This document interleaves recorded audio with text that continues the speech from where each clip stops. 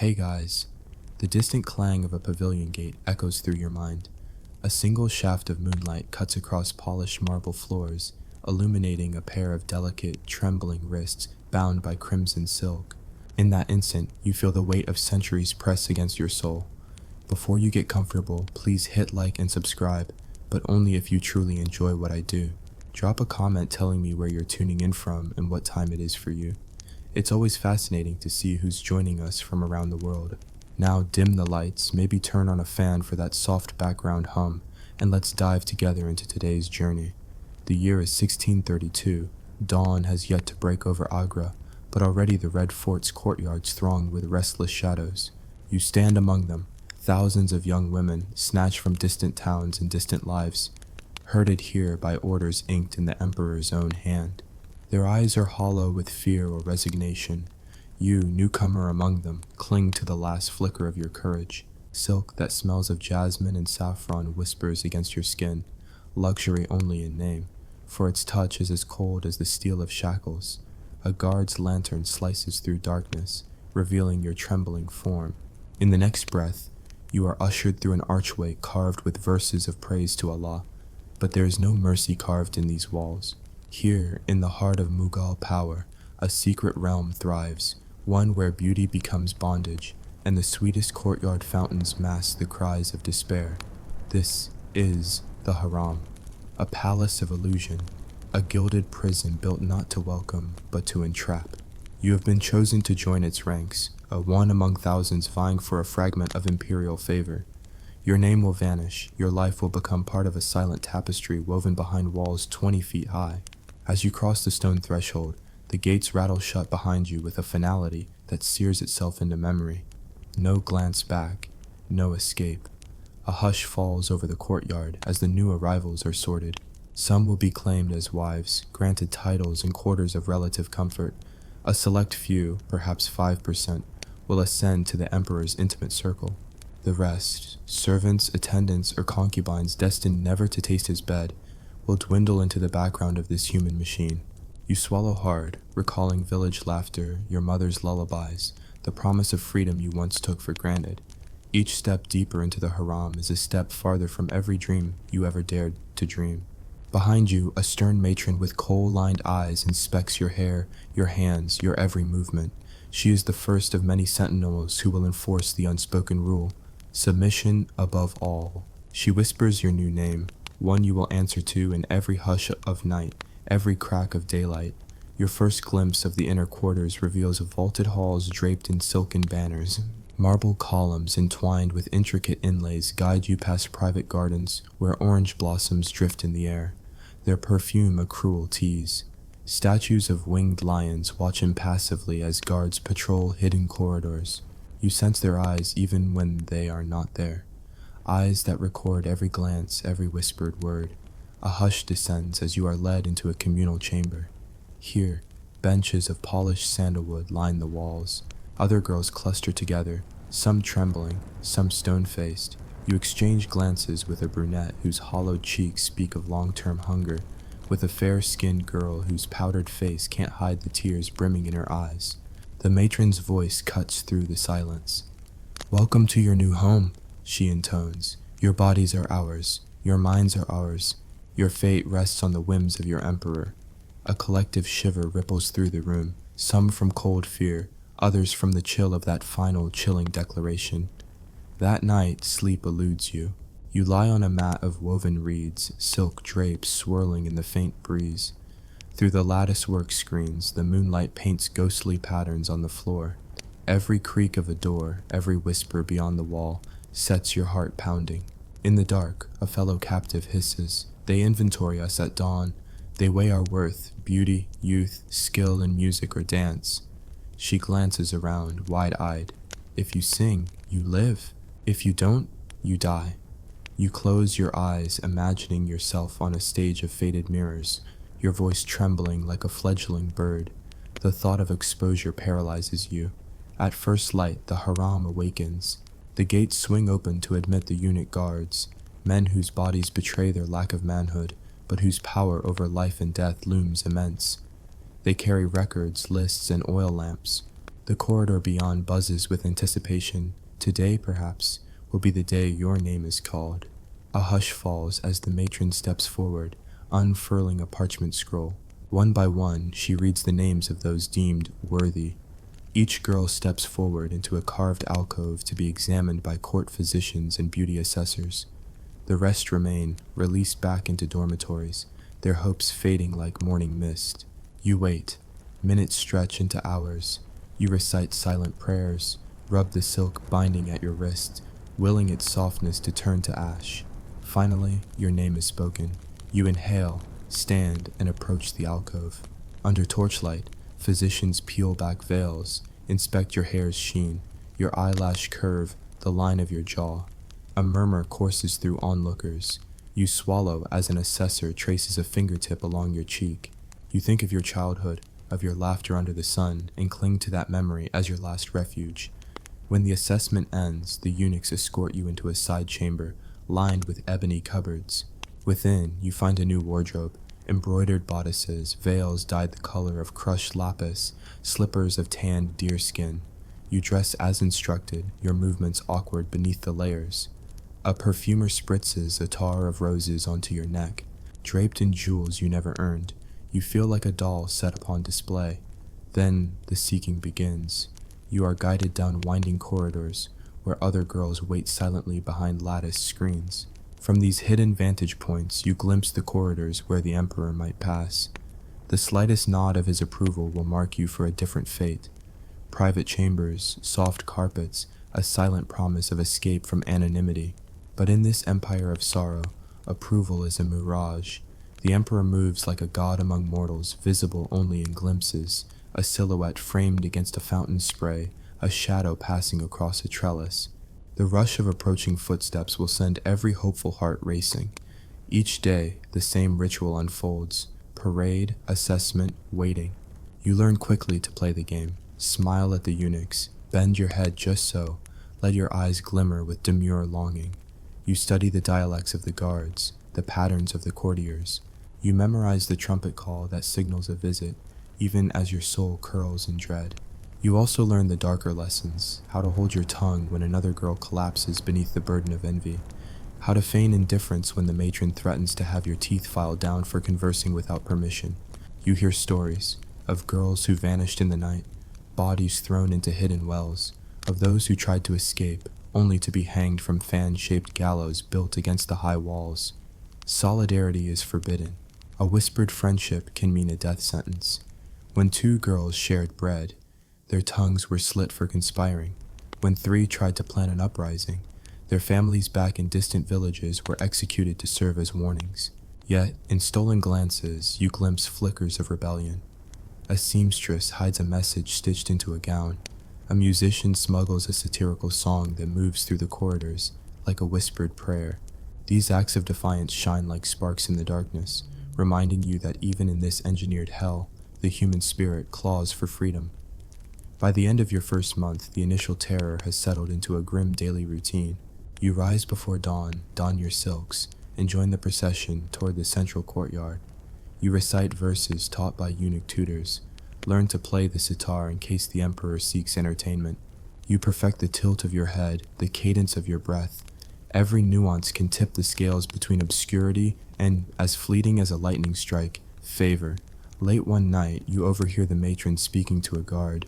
The emperor tires of the same faces. We must find novelty. Bring fresh girls quickly. Fresh blood is the currency here. Women are acquired as though purchasing cattle. Prisoners of war, daughters of defeated foes, trafficked captives. When Muslim armies stormed Rajput citadels, mothers hid daughters in wells to spare them from this fate. Thousands chose death over this gilded cage. You press your ear to the lattice. The words chill you. Next shipment arrives in 2 days. Select the strong ones. We cannot afford weak voices or trembling limbs. In that moment, you realize the truth. Survival depends not on beauty alone, but on your ability to endure. Only the cunning, the ruthless, and the broken will stay alive, and even they will suffer. Outside the Haram walls, life pulses on, markets bustling with merchants, the Yamuna River flowing silver under moonlight, poets singing of love and divine union. Inside, time stands still in a cycle of yearning and despair, punctuated by the emperor's seldom visits. When he does appear, the courtyard floods with torchlight. The air vibrates with hushed prayers and perfumed smoke. Girls kneel, offering petals or fruit, hoping to catch his notice. But often he glances and moves on, leaving hearts shattered in his wake. Your days blur together, yet you cling to one certainty: you will not allow your spirit to die. You memorize the layout of every hall, catalog the names and strengths of potential allies, and practice the softest voice imaginable, your weapon and shield. You learn to smile without delight, to speak without revealing fear. As the first part of your journey draws to a close, you stand once more in the central courtyard, silk trailing behind you like a whisper. You close your eyes and vow that if fate ever grants you a fragment of freedom, you will use it not for yourself alone, but to tell the stories of those erased by luxury's lie. This is only the beginning of your torment and your resistance. In the next chapter, we will follow your transformation from frightened girl to calculated survivor, and witness the depths of cruelty and courage that lie within the walls of the Mughal Harem. The moment you vowed to survive, a subtle shift occurred within you. Fear still haunted your every step, but now it was tempered by resolve. You began to study the nuances of power, how a glance could bend expectations, how silence could speak louder than entreaty. In the Mughal Harem, every gesture was a calculated move in a game where the stakes were life and death. Weeks passed, each day a mirror of the last. Ritual baths at dawn, perfumed oils applied by trembling attendants, lessons in poetry and music by eunuch tutors whose voices never rose in laughter. But beneath the surface, currents of change stirred. You found yourself drawn to Sabira, a tall, stoic woman from Gujarat, whose quiet confidence rippled through the dormitory like a secret song. Sabira had arrived months before you, carried off during one of the many border skirmishes that pitted local rulers against Mughal armies. Her eyes held stories you could not yet decipher, but you sensed she was someone who had learned to bend without breaking. Late one evening, when the lanterns flickered low and the other girls slept, you slipped from your mat and crept towards Sabira's corner. She sat cross-legged on a mat of rich brocade, humming an ancient folk tune in a voice so soft you thought it might shatter if it grew louder. You cleared your throat. She looked up, then beckoned you with a slight nod. "I see it in your eyes," she whispered. "You're not like the others." You sat beside her, knees brushing.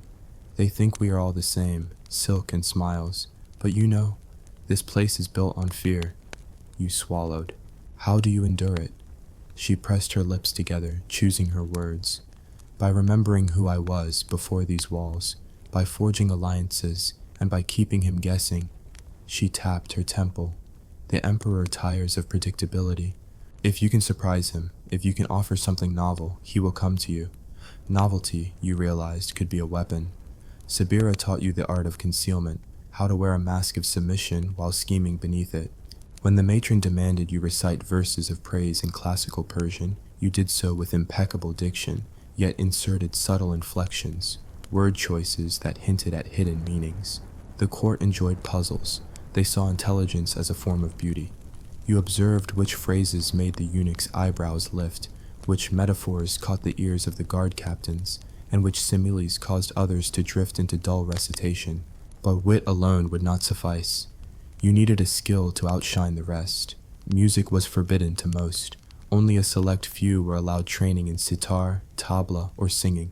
Sabira had discovered that a favored dancer fell ill during one of the emperor's gatherings, and in desperation, the eunuch sought any capable performer. Sabira, under her borrowed name, stepped forward, moving like water beneath the torches.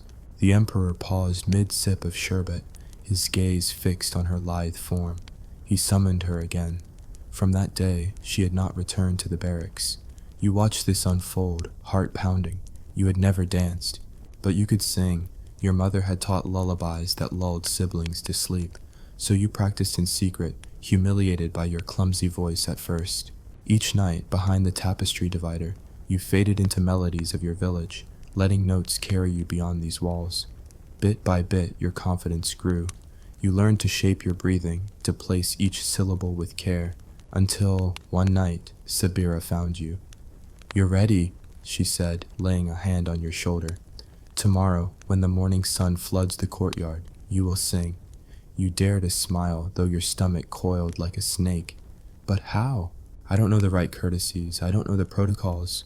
She pressed a folded scrap of paper into your hand. Memorize this. It was an outline of the proper ritual.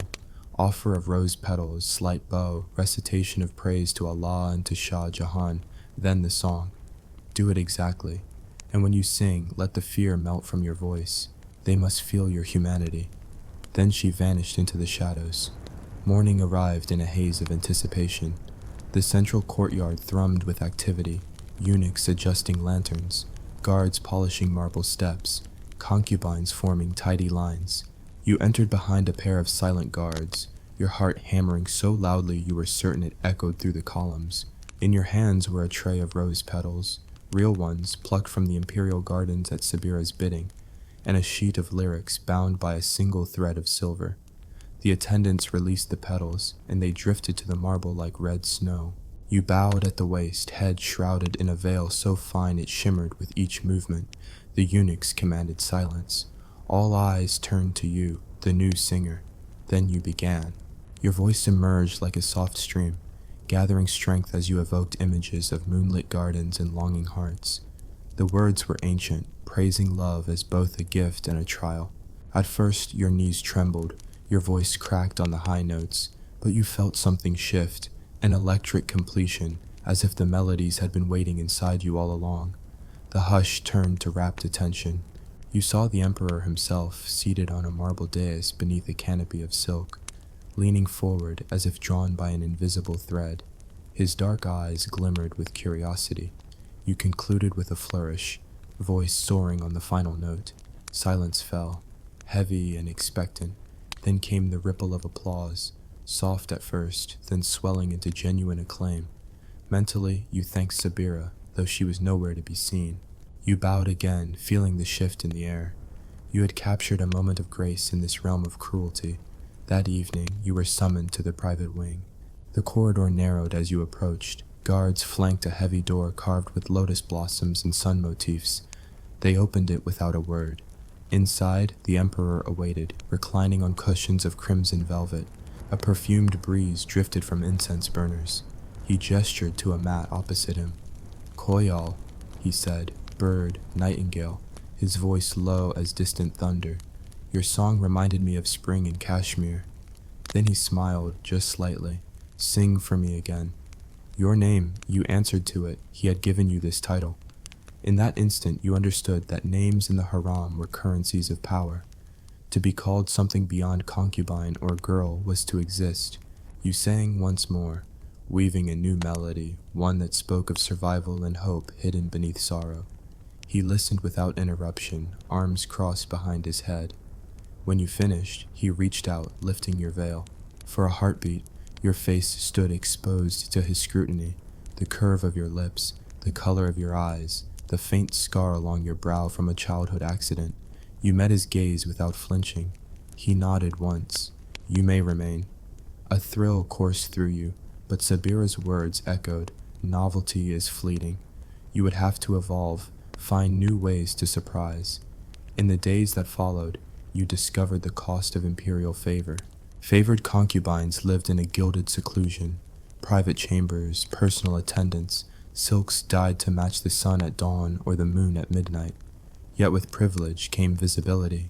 You were summoned more frequently, expected to entertain not only the emperor, but his retinue of advisors, poets, and nobles.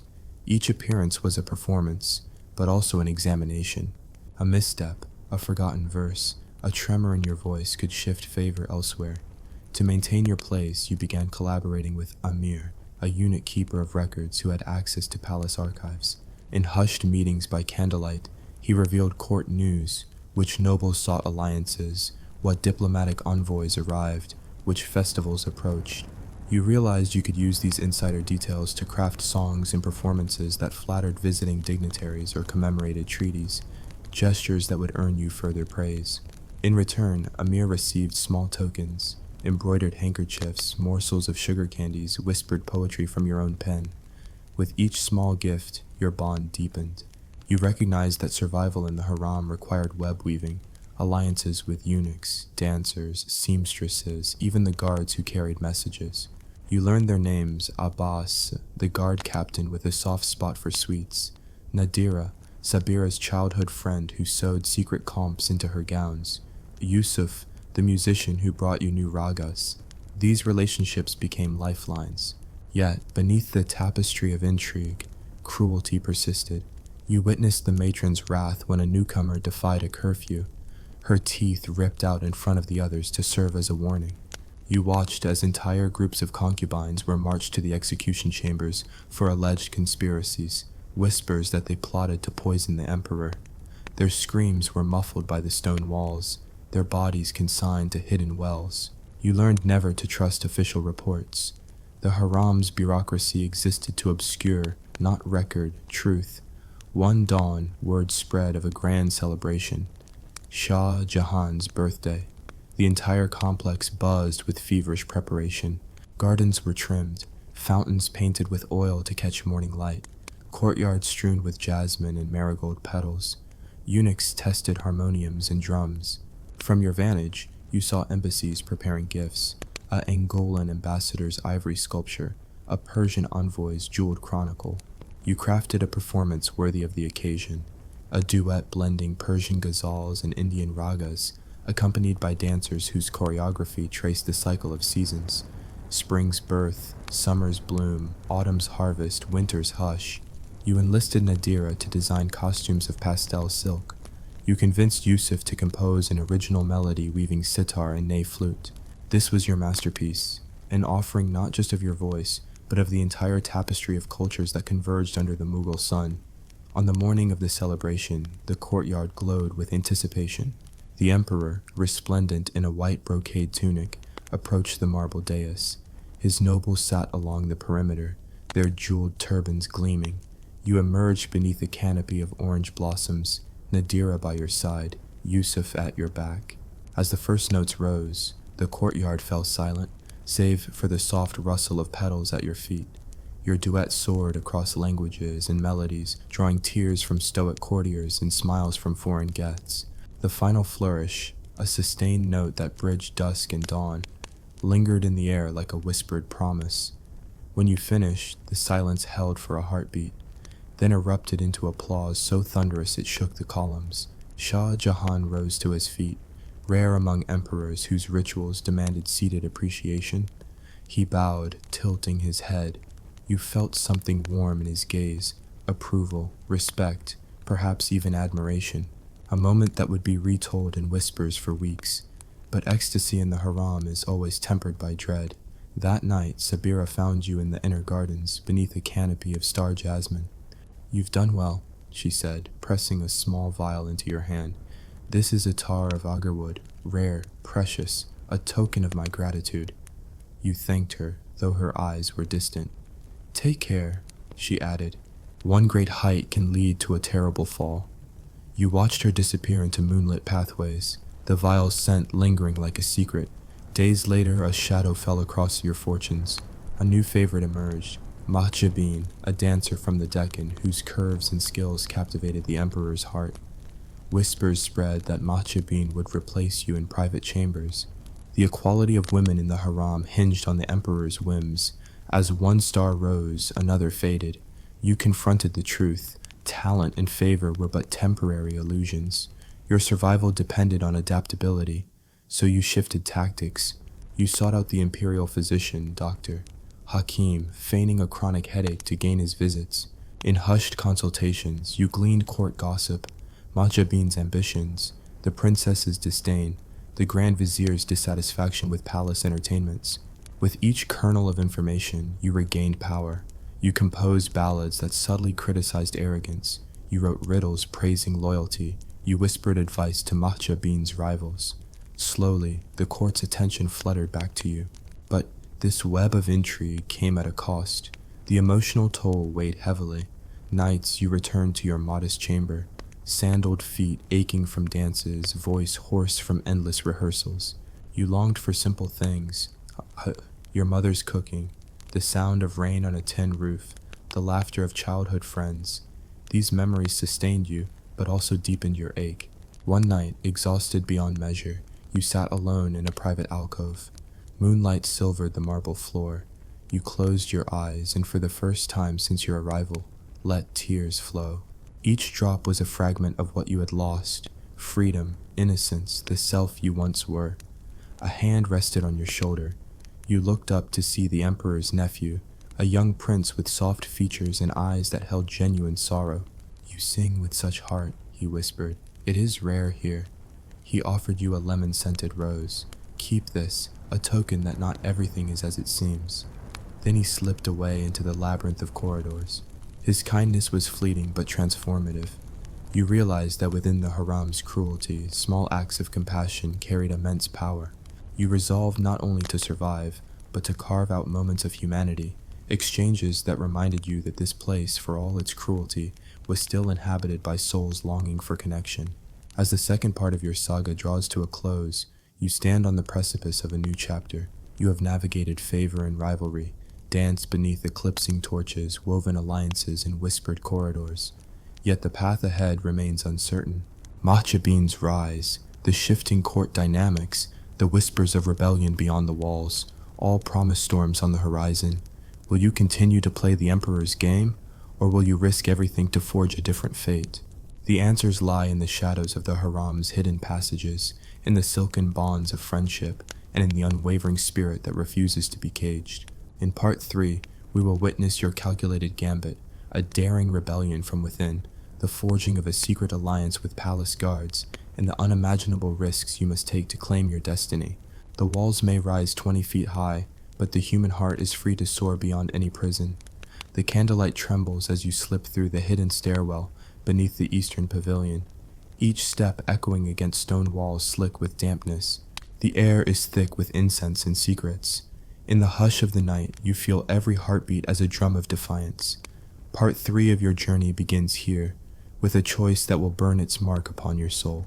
You emerge into a narrow passageway lined with iron-bound doors.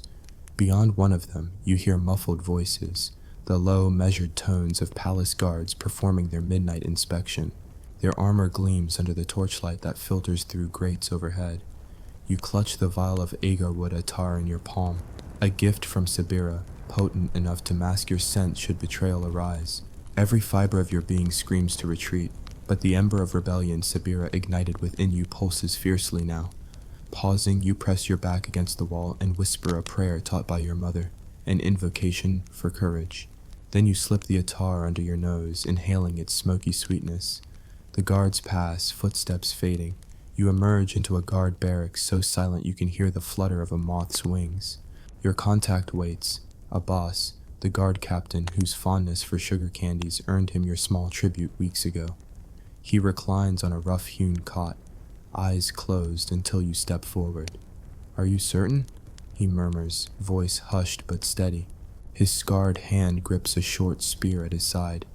"If you're discovered—" "I know," you interrupt, voice low. "But if not now, when?" He regards you, the firelight dancing in his gaze. There is talk of new arrivals at dawn, girls to replenish the Emperor's collection. They will pass through the same gates, the same courtyards. If we free them, the walls will echo with more than silk whispers. You nod. "We strike at first light.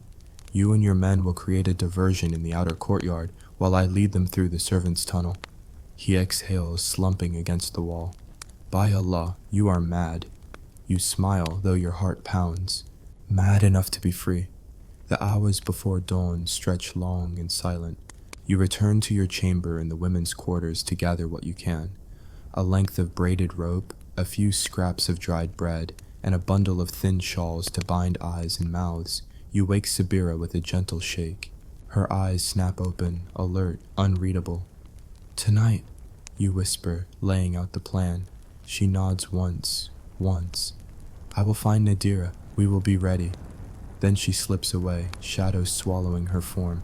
You lie awake on your mat, listening to the distant drip of water and the soft breathing of your fellow captives.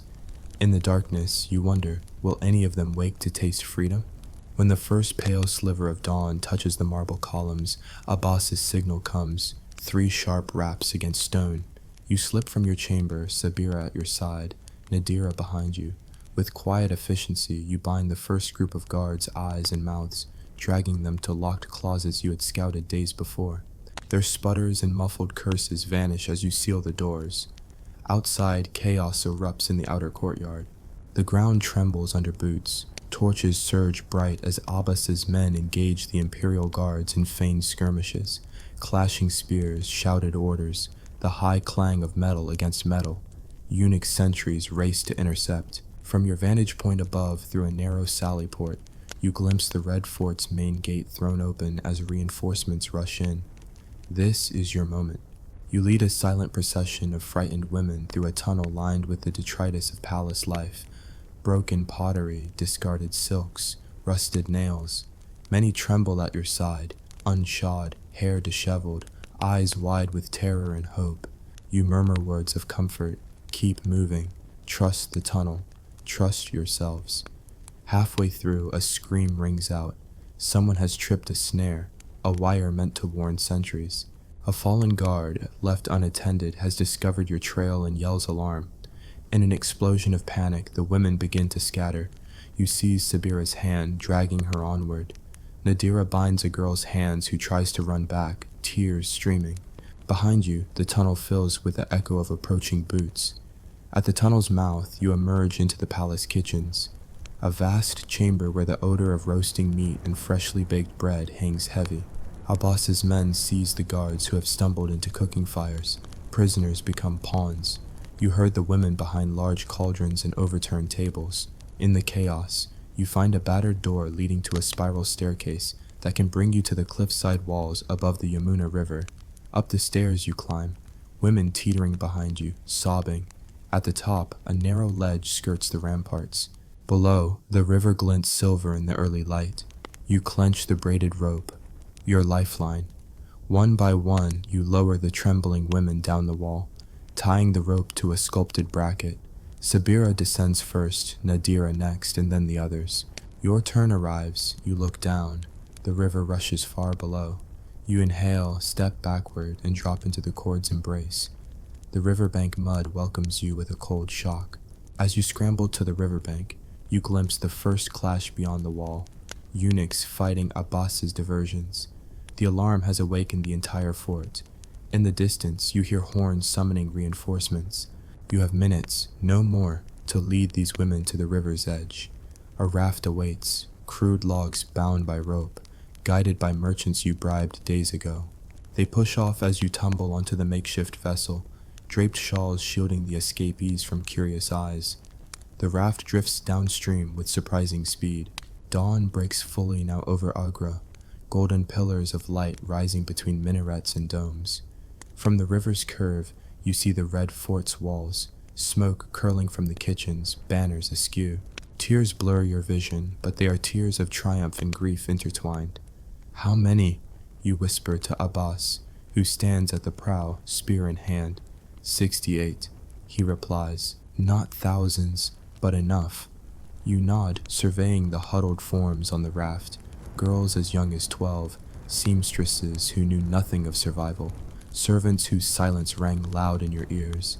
Their faces are pale, yet alive. In the distance, a horn sounds again, a valiant, lonely note carried on the breeze. Guards scatter across riverbanks searching, but the current carries you on, and soon the red fort recedes into the haze. The Yamuna sprawl widens, fringed by reeds and orchard groves. You close your eyes, letting your mind drift free for the first time in 8 years. Hours later, the merchants steer you into a hidden inlet, an abandoned pavilion swallowed by banyan roots. Here, on mossy stone floors, the women collapse in exhaustion. You kneel beside Sabira, whose hands tremble but whose eyes burn with fierce joy. Nadira uncovers a bowl of water and cloths, washing soot and fear from your faces. The world outside the harem feels tangible now. Birds chirp, wind rustles through leaves, distant children's laughter drifts across fields. That night, you hold a clandestine gathering in the pavilion's central chamber.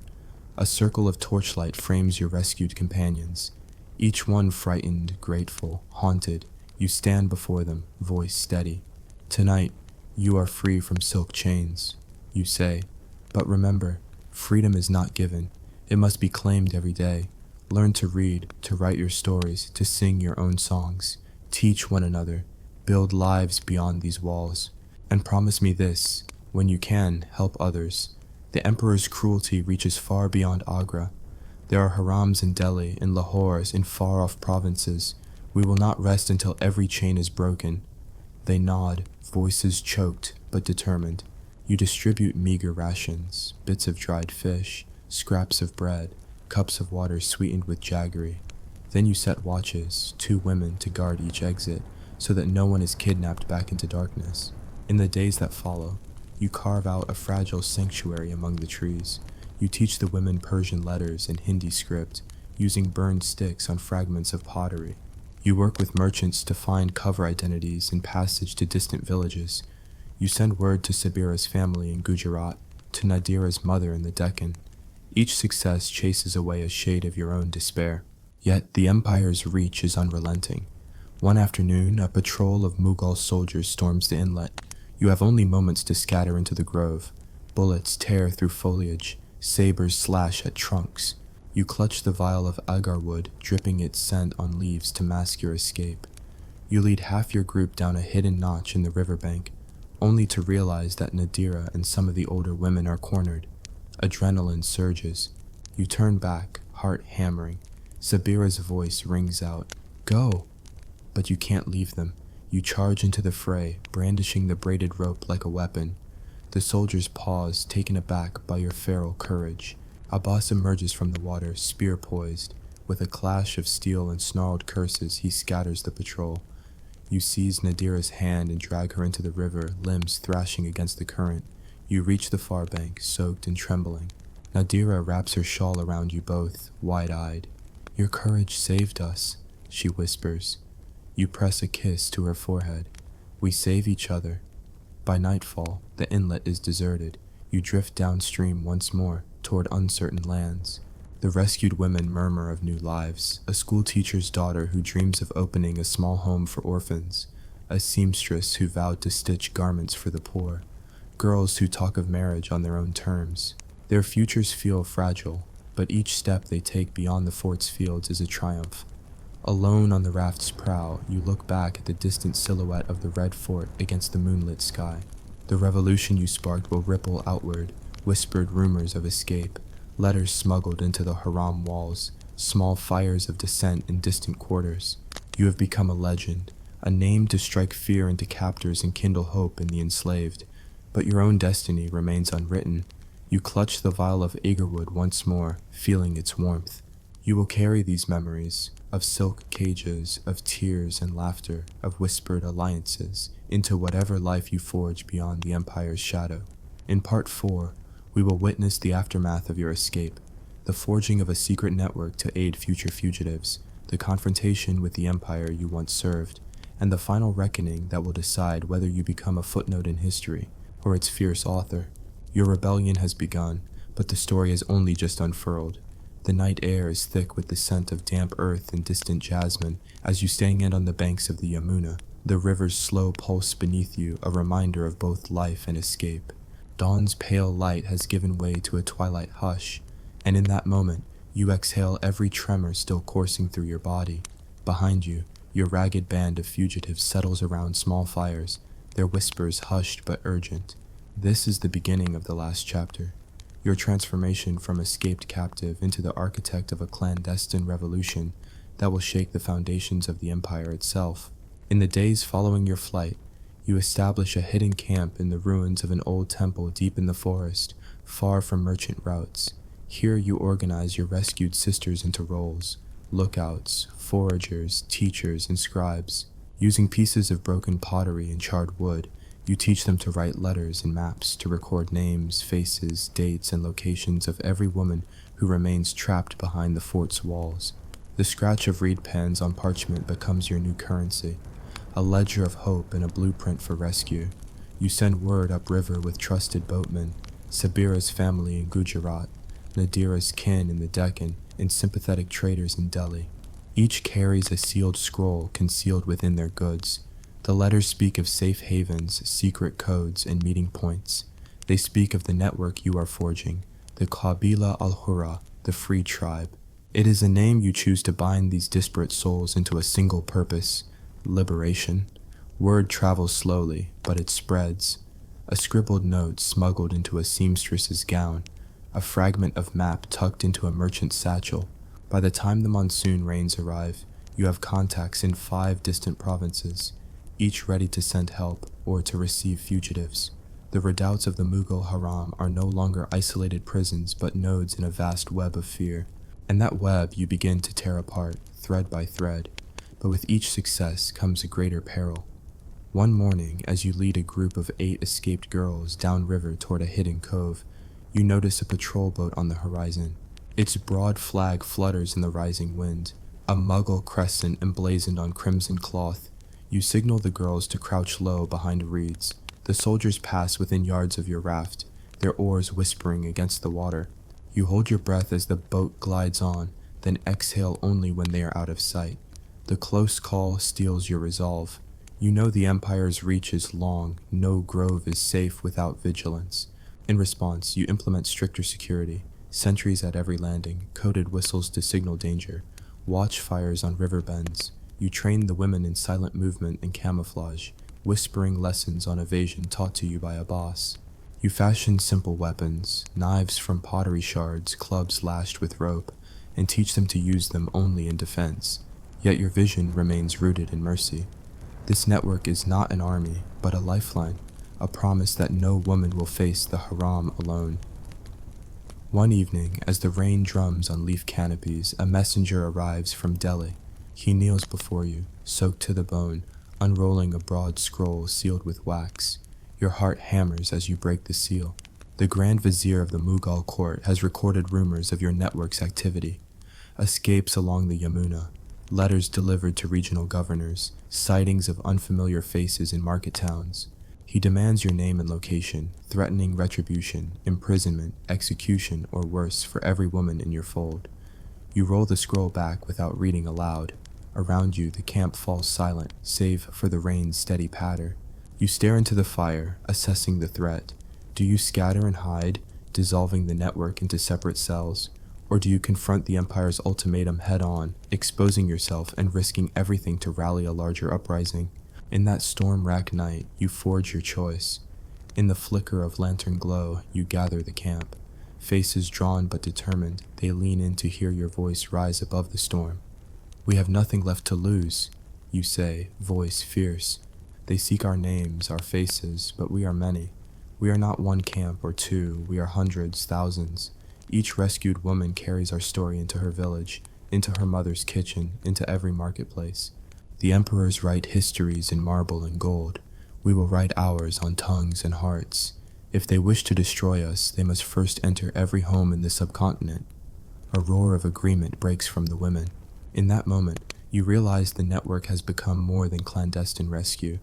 It is the spark of rebellion. Under a sheet of torrential rain, you dispatch runners to every contact.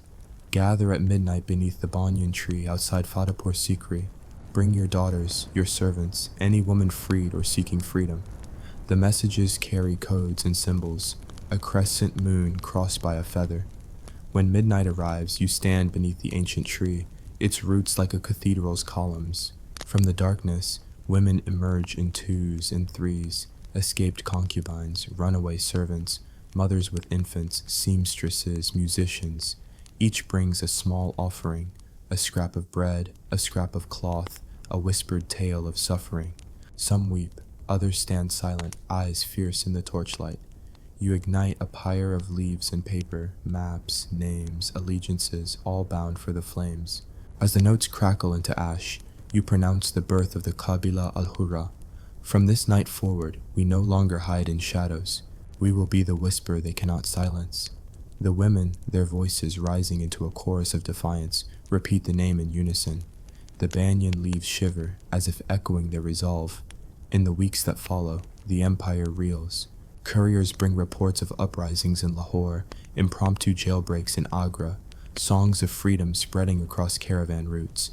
Women inspired by your network seize control of local mosques, read aloud poems praising sisterhood instead of submission. In some towns, local leaders refuse to hand over escapees, refusing to fill imperial quotas. The Mughals respond with brutal crackdowns, entire villages punished for harboring fugitives, markets closed, taxes raised. Yet for every woman captured, 2 more slip away under cover of night. Within the palace, Shah Jahan's anger grows. He summons Amir, the eunuch keeper, demanding intel. Amir, bound by loyalty to your cause, his own fiancée, one of the rescued, falsifies reports blaming external rebels for the fires and uprisings. He whispers in the emperor's ear that the true threat lies at the empire's borders, distracting the court while the network spreads like wildfire. But the emperor's patience wanes. He decrees a new decree. All women within the harems must be tattooed with a seal of the crown, an irreversible mark, and any man caught aiding fugitives will face exile or death. The decree's reach extends even to the provinces. Local officials must register every woman of marriageable age. When the edict reaches you, carried by a terrified village headman, you convene a council beneath flickering oil lamps. Around the table, Sabira, Nadira, Abbas, Yusuf the musician, and other key allies gather, each bearing the weight of your shared struggle. They think they can brand us like cattle, you say, rolling out a map of the subcontinent. But a tattoo cannot bind a spirit. We will strike at the heart of this edict. Your plan is audacious. Infiltrate the Red Fort one final time to steal the imperial seals and the emperor's own decree, replacing it with a forged parchment that voids the tattoo order and proclaims amnesty for all who aided the network. It will be the ultimate act of defiance, an insurrection in ink. The operation requires 4 elements: Nadira's seamstresses to replicate the seals, Yusuf to compose distraction music for a palace celebration, Abbas's loyal guards to guide you through hidden passages, and Sabira to deliver the forged decree to the Oksum's Grand Vizier's table. And you, your role is to slip past the gates as though returning concubine, guided by Amir's falsified records naming you as summoned for exile. On the night of the palace midsummer festival, the air thrums with anticipation. Lanterns sail on silk strings overhead. Musicians tune sitars and tabla. Nobles in jeweled turbans glide through moonlit pavilions. You move among them, veiled and calm, bearing word of your exile. The eunuchs guide you along familiar corridors. Past hidden panels, Sabira's investigations revealed. At the appointed moment, Abbas's men break into the celebration, clashing spears in the garden, a feigned guard mutiny, sending courtiers scattering in alarm. In the chaos, you slip behind the Grand Vizier's threshold. Sabira stands at his side, bowing as she delivers the forged parchment, sealed with the emblem you and Nadira duplicated on pressed wax. The Vizier, eyes widening, breaks the seal and reads. His face pales as he scans the edict, which proclaims, "By the grace of Allah and in the spirit of mercy, all women held within the palaces of this empire are granted liberty, and all those who have aided them shall be absolved and honored." A shout rises. Guards rush in. The Vizier stammers. Sabira's dagger finds the nearest torch bracket, plunging the hall into shadows. You seize the parchment, knowing that its message must reach every corner of the realm. You and Sabira flee through the hidden corridors, guided by Abbas. At the riverbank, Yusuf's flute sounds a triumphant note, signaling the network. Across the city, women stream through hidden gates, brandishing the emperor's own decree, demanding their freedom. The palace erupts in pandemonium. Eunuchs argue with guards, concubines pour into gardens, servants lock gates against soldiers. For the first time, the harem's walls tremble with voices demanding release.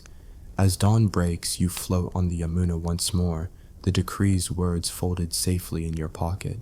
The empire's strongest fortress lies in ruin, no stones displaced, but its power shattered by ink and courage.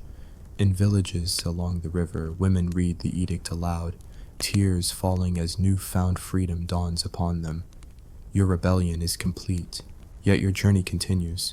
The Qabila al-Hurra must now transform from an insurgent network into a living community of liberated women.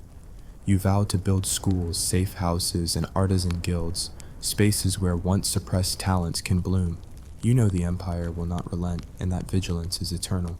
But you also know that no empire, however vast, can imprison the human heart when it chooses to soar. Under the banyan tree where it all began, you convene your council. Sabira, Nadira, Abbas, Yusuf, and women drawn from every province. Together, you plant a seedling, a sapling of neem, symbol of resilience. Each places a hand on its trunk and pledges that the Kabila al-Hurra will endure, guiding future generations toward freedom, dignity, and the fierce joy of self-determination. And so ends the story of your nightmare life turned dream of liberation. The red fort's gilded cages stand empty. The whispers of its tortured past give way to laughter, song, and the steady stride of women walking into their own destinies. The empire's pages will record many things, conquests, monuments, emperors, but it will also remember, in secret margins and whispered verse, the night when a single girl's defiance ignited a movement that changed the course of history. Hey guys. A single candle flickers in a marble pavilion, casting trembling shadows across the emperor's face. He leans forward, voice low as thunder. Do you know what it means to bow to a woman who commands armies and courts alike? You feel a chill coil around your spine. Before you get comfortable, please hit like and subscribe, but only if you truly enjoy what I do. Drop a comment telling me where you're tuning in from and what time it is for you. It's always fascinating to see who's joining us from around the world. Now dim the lights, maybe turn on a fan for that soft background hum, and let's dive together into today's journey.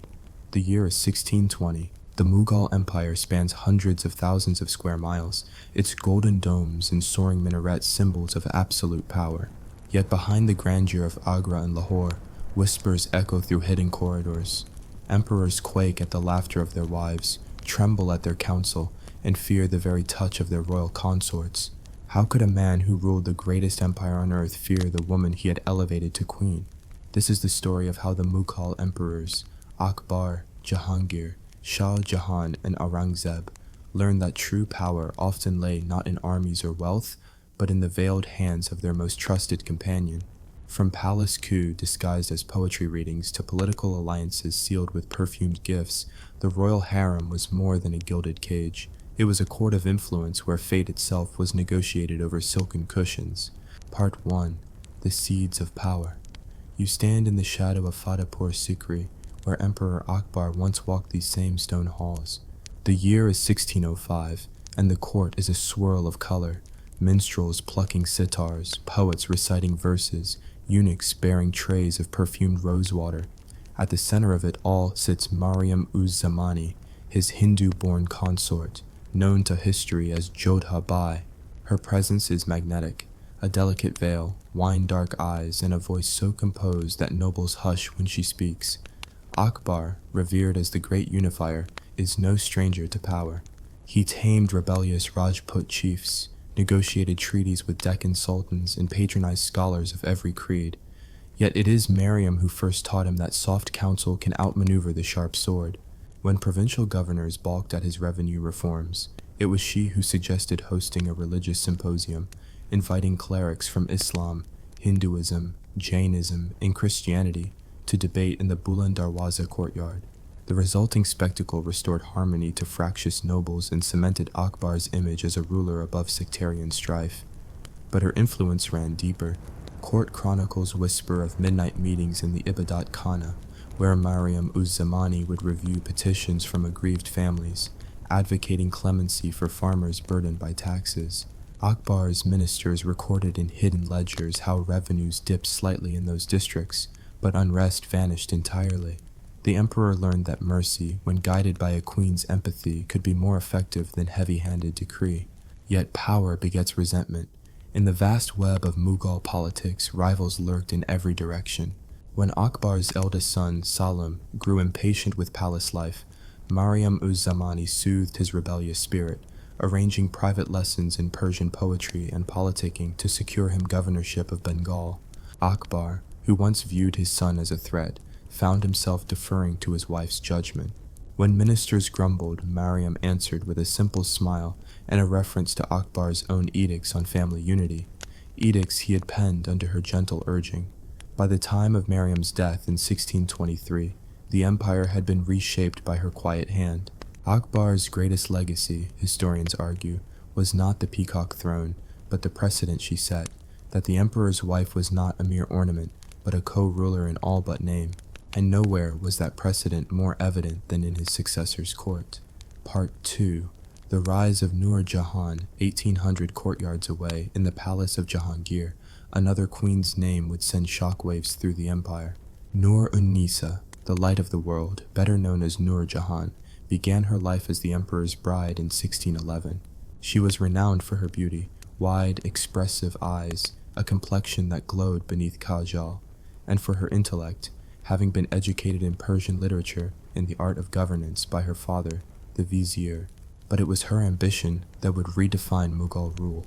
By 1618, Nur Jahan had supplanted even the emperor's own mother in influence. Jahangir, a connoisseur of opium and fine wine, found comfort in her company. He entrusted her with coinage, minting rupees bearing her name alongside his own, and with judicial powers, presiding over the Diwani courts in Fatehpur Sikri. When tribal uprisings erupted in the northwest, she dispatched generals and negotiated peace treaties, often wrapping sweetmeats and perfumed scrolls as tokens of goodwill. Yet it was the incident of 1623 that truly cemented the emperor's fear. Jahangir's brother, Shahryar, seized the peacock throne in chaos following the emperor's illness, backed by disaffected nobles. In response, Nur Jahan orchestrated a daring palace coup. Under cover of darkness, she dispatched trusted guards to arrest the conspirators, personally confronting Shahryar in the zenana. Dressed in armor over her silken robes, she brandished a jeweled dagger and commanded his surrender. Scared to his bones by her fierce resolve, Shahryar capitulated without a fight. News of the deed spread through Delhi's bazaars by dawn. The people whispered, if the queen could seize control of the throne itself, what else could she do? And Jahangir, once proud and imperious, trembled at her resolve. He began to consult Nur Jahan on every major decision, from which nobles to employ, to which foreign envoys to welcome. When European traders arrived bearing musket rifles and fine linens, she negotiated terms that favored Mughal artisans, ensuring her influence extended into the souks of Surat and the workshops of Lahore. But with great power comes mortal peril. Nur Jahan's rivals, the emperor's uncles, rival queens, and jealous courtiers, plotted her downfall. Poisoned grapes were sent as gifts. Poisoned verses circulated in courtly poetry. Some say that Jahangir fell dangerously ill in 1625, not from his habitual excesses, but from a veiled attempt on his life by her enemies. Nur Jahan's retort was merciless. She ordered the arrest and execution of the would-be assassins, their heads displayed on pikes around the fort as a grim reminder that to cross the queen was to invite death. By the time Jahangir breathed his last in 1627, Nur Jahan stood astride a kingdom as its de facto ruler. Even his successor, Shah Jahan, respected her authority, rare for a son poised to claim the throne. In those final days, court historians recorded that the new emperor would not issue a single edict without first seeking her approval. The fear she inspired in men of blood and bone was absolute. Part 3. The Shadows of Mumtaz and Jahanara. No queen's influence was more celebrated or more tragic than Mumtaz Mahal, beloved consort of Shah Jahan. Married in 1612, she accompanied him on campaigns against Deccan rebels and Persian invaders, distributing charity to villages and negotiating with tribal chieftains under the shade of battle banners. Her counsel was so valued that troops marching into Sindh carried her embroidered fan as a talisman. Yet it was within the palace walls that she wielded her greatest power. Shah Jahan, consumed by his love for her, deferred to her in matters both intimate and imperial. She oversaw the construction of mosques, madrasas, and caravansaries, each project submitted to her detailed scrutiny. When famine struck Gujarat in 1630, she coordinated relief caravans over hundreds of miles, her name inscribed on the chests of date syrup and rice sent to starving villagers. Her influence was immortalized in stone when, upon her death in 1631, Shah Jahan commissioned the Taj Mahal. But underlying the monument's beauty was the emperor's fear that without her counsel he would falter. He wept openly at her bedside, refusing to attend state affairs for weeks. The courtiers, accustomed to his firm hand, now found themselves deferring to a widow's dictates. Orders passed through Jahanara Begum, Mumtaz's daughter, herself a formidable figure. Jahanara, eldest of 14 siblings, inherited her mother's intellect and her father's ambition. At age 15, she became Padshah Begum, the chief lady of the palace, and managed the Zenana's vast resources. Thousands of servants, dozens of households, entire treasuries of jewels and silks. Shah Jahan consulted her on diplomatic overtures to Persia, military expeditions in Afghanistan, and even the building of his imperial citadel at Shah Jahanabad. When civil war erupted among Shah Jahan's sons in the 1650s, Jahanara sided with Dara Shikoh, the enlightened heir. She marshaled funds, relayed intelligence, and negotiated alliances with Rajput and Maratha chiefs. Her half-brother Aurangzeb, threatened by her power, began to fear her every move. He circulated rumors that she intended to place Dara on the throne herself, using her influence to supplant the male line. When Aurangzeb ultimately seized the Peacock throne in 1658, he stripped Jahanara of her title, confined her to a pension of paltry land grants, and forbade her from entering the Diwan-i-Am. Even then, Shah Jahan's fear of her legacy lingered. He refused to name Aurangzeb as sole heir until Jahanara was forced to sign the decree under duress. Part 4. The Iron Will of Aurangzeb's Queens. If any emperor believed he could escape the shadow of his wife's power, it was Aurangzeb, ascetic, ruthless, and convinced of his own divine mandate. Yet even he found himself swayed by the iron will of his consorts. Nur-un-Nisa Begum, his first wife, negotiated truce terms with the Marathas that Aurangzeb reluctantly signed, fearing a drawn-out conflict would overextend his resources. Later, Dilras Banu Begum, mother of his favored son Muhammad Azam, manipulated court appointments to favor her family of Kashmiri nobles, reshaping the imperial bureaucracy in a way that even the pious emperor could not overturn. When Aurangzeb's own brother Murad rebelled in 1680, it was his third wife, Azam-un-Nisa, who intercepted coded letters in her chambers, intelligence that allowed Aurangzeb to ambush the rebel camp at dawn. He rewarded her with lands and a jagir, but also with a whispered admission, "Your wisdom surpasses any I possess." By the time of Aurangzeb's death in 1707, his empire had fractured under the weight of religious strife and expensive wars. Courtiers whispered that the emperor's refusal to heed his wife's pleas for conciliation had hastened the dynasty's decline. Yet they honored the legacy of those women, the queens who held the scepter of influence even when emperors wielded the sword.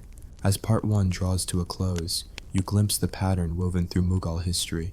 Behind every mighty emperor stood a wife whose counsel shaped campaigns, enthroned heirs, and tempered the empire's fate. They were scholars, generals, architects, and poets, all disguised beneath the soft veils of royal femininity. And in that contrast lay their greatest power, to be underestimated until they seized the reins and guided the course of history. In Part 2, we will delve deeper into the hidden strategies of these formidable women, the coded letters, the secret alliances, and the acts of daring that kept emperors enthralled and entire courts dancing to their silent tune. The story of why Mughal emperors feared their own wives has only just begun. The flicker of torchlight dances off the marble floors as you step into the secluded garden behind the zenana. Fragrant blossoms drift through the air, but their sweetness is sharpened by the tension that crackles beneath the surface. This is Part 2 of our journey, an intimate look into the clandestine strategies, coded correspondence, and daring exploits by which the Mughal queens held sway over emperors and empires alike.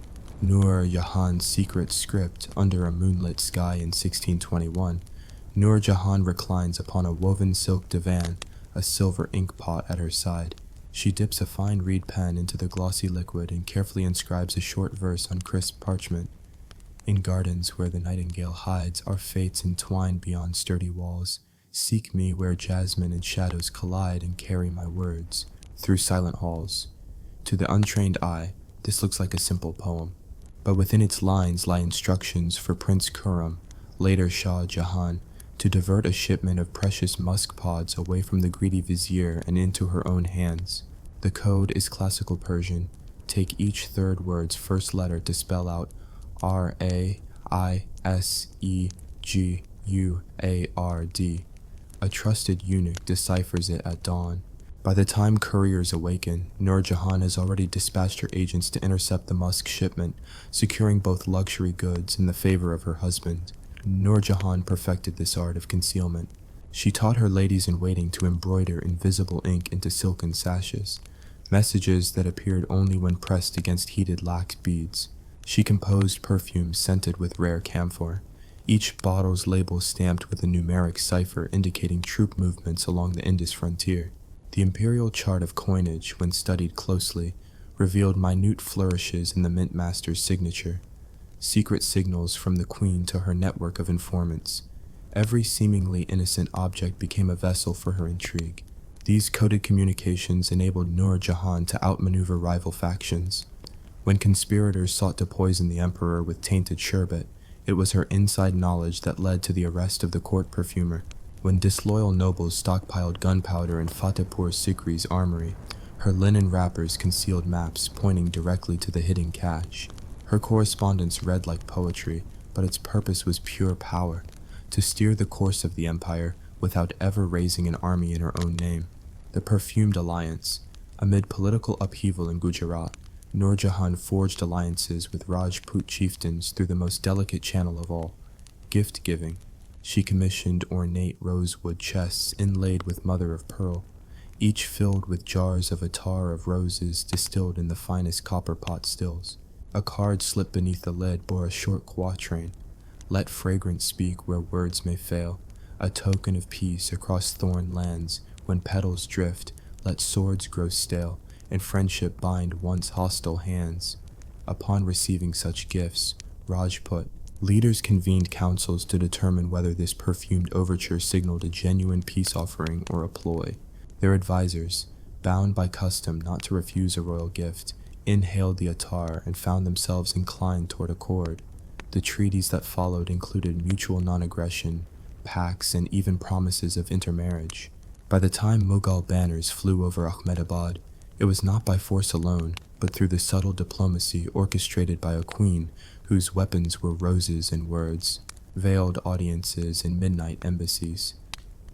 In the hush of night, Nur Jahan carved hidden doorways behind carved lattices, charokas, that led from her private apartments to the corridors of power. Occasionally, a foreign envoy would slip through these passages, guided by eunuchs sworn to secrecy, to meet her under the glow of crystal lamps. In these clandestine embassies, she negotiated everything from English East India Company trading rights to alliances with Persian noble houses. The emperor himself was sometimes unaware that her midnight visitors even existed. Courtiers speak in whispers of the Venetian merchant who arrived bearing fine Venetian glass. He was greeted at a secluded pavilion where Nur Jahan sipped rose-hip tea, her eyes assessing his wares.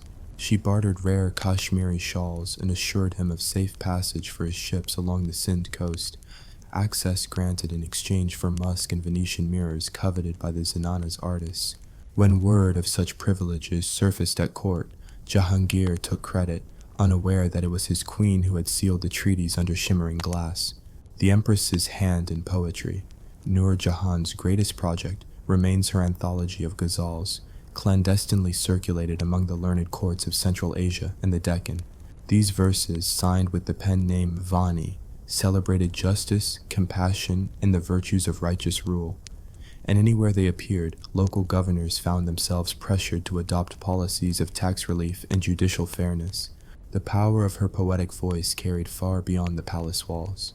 In 1622, a satirical couplet lampooning the governor of Sindh for his heavy-handed taxation appeared on the walls of Thata.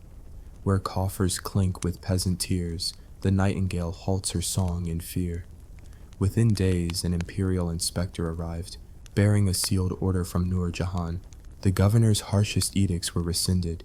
He was replaced by a more temperate official. Thus did the queen use art as administration and rhyme as regulation. Hidden stakes in the game of polo, caught between fierce competition and courtly pageantry, became Nur Jahan's improbable arena of influence. She would invite tribal leaders and courtiers to matches at Diwani Khas grounds, seating them before rosewater-sprayed stands. Her favorite ponies, imported from Central Asia, were trained to wear jeweled saddles bearing secret compartments. Under the pommel lay scrolls with orders for tax remissions or the release of political prisoners. When the Baluchis, restive in their mountain fastnesses, lettered a challenge for 6 ponymen to compete in a high-stakes game, Nur Jahan saw both sport and strategy. She drafted a letter in disguised cipher instructing the Baluchi leader to agree to a peace envoy if his team lost 2 chukas. They did, The next morning, the Baluchi Khan rode into Agra to negotiate terms rather than continue border raids. The Queen's victory on the polo field became a cornerstone of diplomatic triumph. Jahanara's web of careful counsel. As Shah Jahan's reign blossomed, his beloved daughter Jahanara Begum quietly assumed her mother's mantle. Under the Taj Mahal's moonlight, she hosted gatherings of the empire's most brilliant minds, Sufi mystics, Persian philosophers, and Hindu rishis. They spoke of theology, astronomy, and metaphysics, while Jahanara took mental notes and later recast their debates into policy recommendations for her father. The imperial library grew fat with manuscripts she commissioned, translations of Galen's medical treatises, treatises on hydraulic engineering, and lexicons of Sanskrit and Arabic terms. But her true genius lay in creating alliances within the Zenana. A network of elite maidservants known as the Rose Sash Circle served as her eyes and ears. They feigned simple duties, folding silks, delivering water jars, yet reported the secret comings and goings of lesser concubines who might be conspiring with foreign powers or hiding forbidden books. In turn, Jahanara protected her intimates from the matron's cruelty and negotiated pardons for minor infractions. The Zenana ran like a sovereign microcosm, where Jahanara's authority was absolute, and her father, though the emperor, feared the quiet discipline she imposed. Coated perfumes and poisoned vats, rumors swirled of a conspiracy in 1654, when Jahanara learned that one of Shah Jahan's lesser wives had been clandestinely sending portions of the emperor's morning sherbet to a rival court in Bijapur. The pastries that accompanied his tea were laced with messages, tightly rolled papers hidden inside sugared almonds. The princess implemented a complex defensive measure. She commissioned vats of kefir-like yogurt scented with camphor, guaranteed to neutralize any toxins when served before the sherbet. The rival spies' scheme unraveled as they found their vials of poison rendered inert by the yogurt's active cultures. The would-be traitor was banished, and Jahanara's clever countermeasure became legend among palace physicians. The Ruby Ring Conspiracy. In 1660, Jahanara discovered that the Grand Vizier intended to depose her brother Dara Shikoh by sowing doubt about his spiritual leanings. To secure public favor, the vizier circulated a rumor that Dara planned to convert to Christianity under Jesuit influence. Jahanara countered with a symbolic gesture. She presented Shah Jahan with a ruby ring engraved with a Sufi invocation of unity, claiming it had been miraculously uncovered in Mumtaz Mahal's tomb. The emperor, profoundly moved, used the ring in a public investiture ceremony for Dara, placing it upon his son's finger before the assembled court. The visual of the emperor's seal of approval made any claim of apostasy absurd. Dara's legitimacy remained unchallenged, and the vizier's plot collapsed under the weight of Jahanara's theatrical diplomacy. Acts of daring and defiant journeys. Both Nur Jahan and Jahanara defied convention by venturing beyond the palace gates in disguise.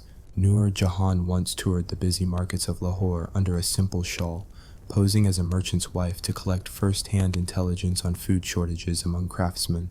She carried a leather satchel containing a miniature ink press and portable abacus.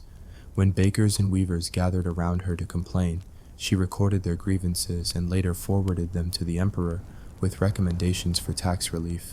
By donning the humble guise, she protected her identity and earned the unwavering loyalty of commoners. Jahanara's clandestine travels were even more perilous. In 1664, she slipped out before dawn to cross the Yamuna River by coracle. Her goal was the Sufi shrine at Fatehpur Sikri, where she intended to meet with the mystic Sheikh Salim Chishti's descendants. Their counsel on the empire's moral direction, recorded in letters she smuggled back to Agra, shaped Dara Shikoh's policy of religious tolerance. On her return, the boatman clocked the journey in 8 hours by starlight, a path later called the Princess's Passage, by river traders who whispered of her courage. The poisoned chalice that never was, perhaps the most dramatic of all tales, involves a planned coup in 1670 when Empress Dilras Banu, Aurangzeb's Kashmiri wife, suspected that the emperor's brother Murad was plotting to usurp Aurangzeb's throne. Dilras secured a private meeting in a secluded hall scented with oud. She invited Murad to sup on spiced lamb. Her attendants served him from gilded platters. Aged vinegar, distilled thrice and spiked with mercury, waited to be poured into his wine. But at the last moment, Dilras hesitated. Memories of her own children's laughter at court danced in her mind, and she chose mercy. She revealed the plot instead, handing Murad over to Aurangzeb's guard at dawn. The show of clemency solidified her reputation as both formidable and compassionate. Aurangzeb, relieved and chastened by her restraint, elevated her name alongside his own in Friday sermons, an unprecedented honor for a Mughal empress, a legacy carved in silk and steel. As Part 2 draws to a close, the pattern is clear.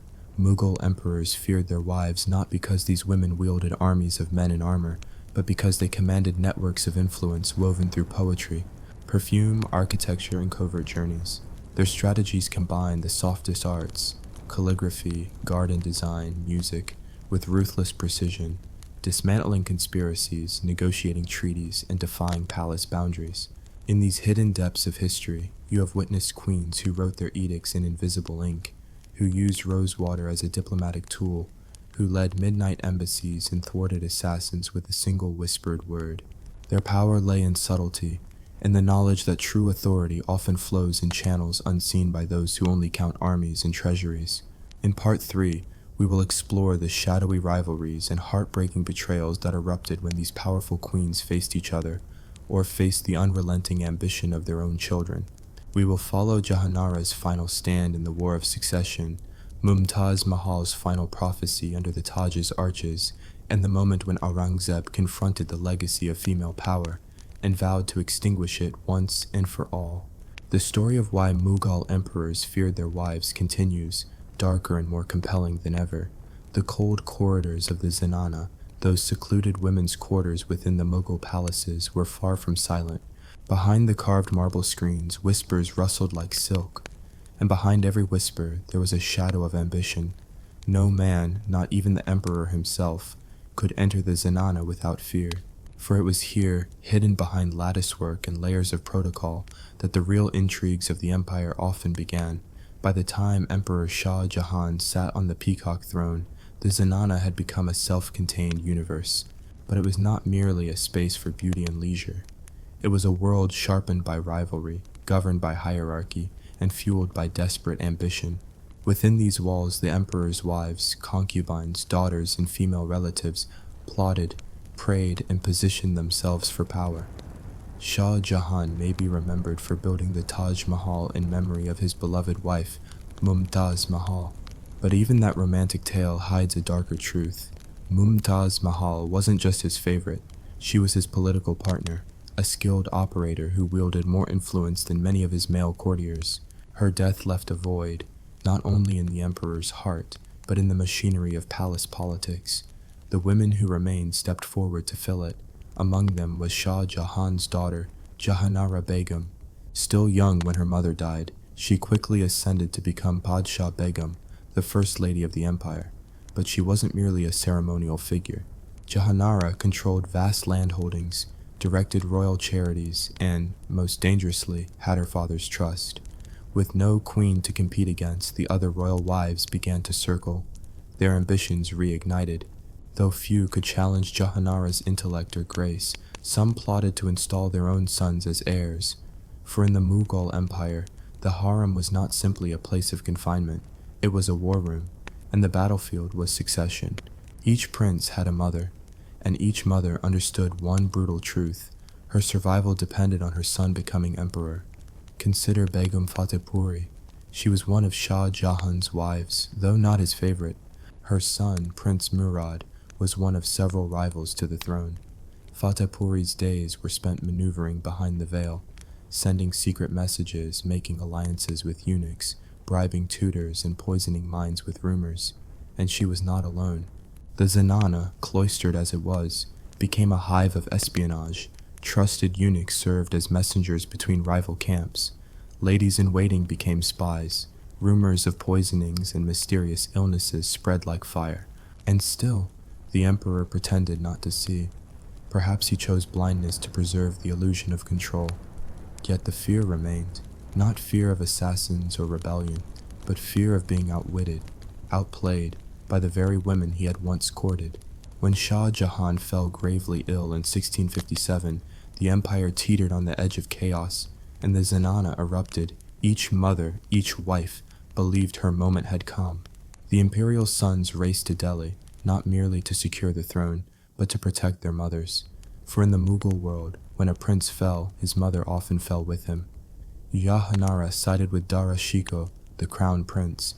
He was spiritual, tolerant, and favored by his father. But his mother was long dead. He lacked a protective lioness within the harem. In contrast, Aurangzeb had a mother who had never forgotten her place in the shadows.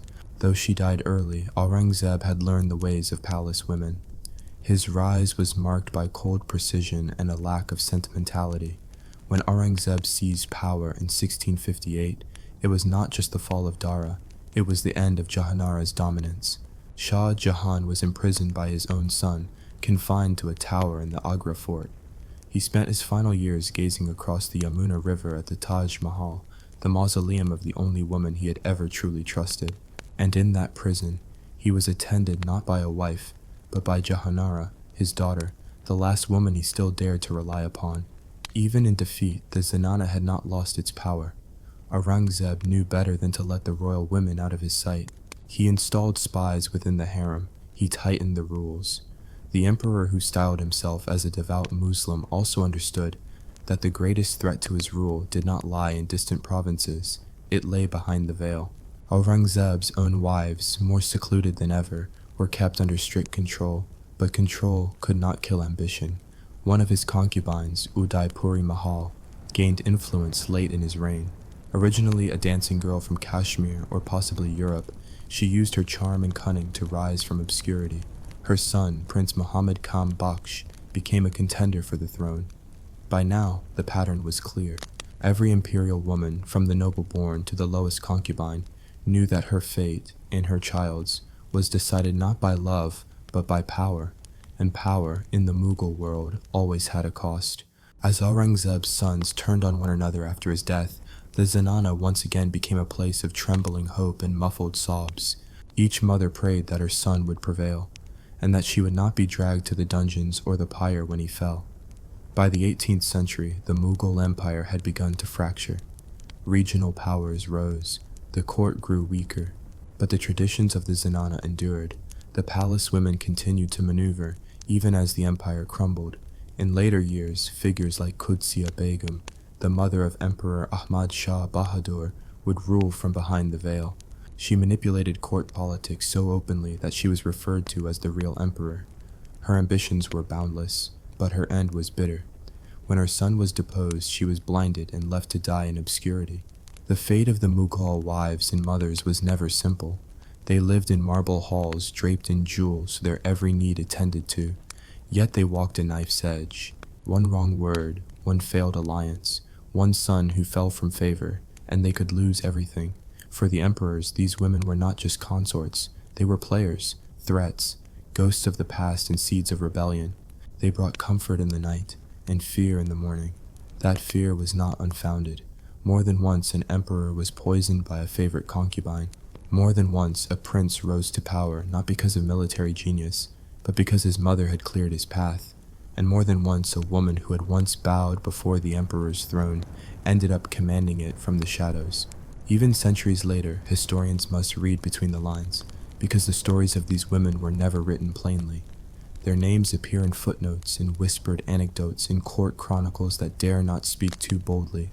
But they were there, behind the veil, behind the throne, behind the fear, and they were never powerless. The Mughals built their empire on steel, silk, and stone. But behind it all stood a palace full of women, waiting, watching, and quietly shaping the fate of kings. A door creaked open. Somewhere in the velvet shadows of the Zenana, a figure slipped inside. Her silk slippers made no sound. Her veil, thick as a monsoon cloud, concealed even the softness of her breath. No one saw her enter, and no one would see her leave. In the labyrinth of Mughal palaces, it was not always the emperor who held the key to fear. Sometimes it was his wife. By the time of Emperor Farrukhsiyar in the early 18th century, the empire was beginning to tremble. Not from external invasion, nor from foreign plots, but from within. Inside the harem, alliances had grown dense as jungle vines. Poisoned sherbets, enchanted amulets, whispered curses, and velvet revenge were now woven into the tapestry of power. Farrukhsiyar had married into a family he believed would secure his rule, the powerful Sayyid brothers, but his wife, the daughter of Abdullah Khan, would become a silent blade at his throat. He feared her deeply, not because she shouted or wielded political titles, but because she didn't have to. Her presence in the imperial bed was itself a message. You live only as long as my family allows it. And so Farrukhsiyar began to do what so many Mughal emperors before him had done. He distanced himself, he grew cold, he began confiding in others, planning her removal, her family's removal. But in the harem, distance was often the beginning of doom. One winter night in 1719, Farrukhsiyar vanished from public view. For days no announcement came, then a whisper spread. He had been blinded, tortured, silenced by his own court. The Sayyid brothers had struck. His wife, it is said, never shed a tear, and in the silence of the zenana she moved on as if nothing had happened. A new emperor took the throne. Another queen walked through the harem halls, and the legacy of fear continued. It was always like this. Power in the Mughal world was never granted. It was borrowed. Even the mightiest emperors understood. They were walking through a minefield of affections. The women of the harem were not merely lovers, companions, or wives. They were daughters of warlords, nieces of generals, mothers of kings. Some of them wielded networks of spies. Others controlled the flow of information between the emperor and his ministers. Some managed vast treasuries. Others decided which sons would rise and which would vanish from the line of succession. One such woman was Nur-un-Nisa Begum. You won't find her mentioned often in popular tales, but in the shadowy corridors of the late Mughal era, she was a phantom presence, a master of silence, a keeper of secrets. She never spoke more than necessary, but when she did, ministers listened, and emperors, even her own husband, flinched. There are tales, always whispered, never written, that she once discovered her husband's favorite concubine plotting to poison her food. Rather than expose her, Nur-un-Nisa invited the girl to her chamber, served her sweet rice with her own hands, and watched as the girl fell to the ground, writhing. The message was clear: I know everything.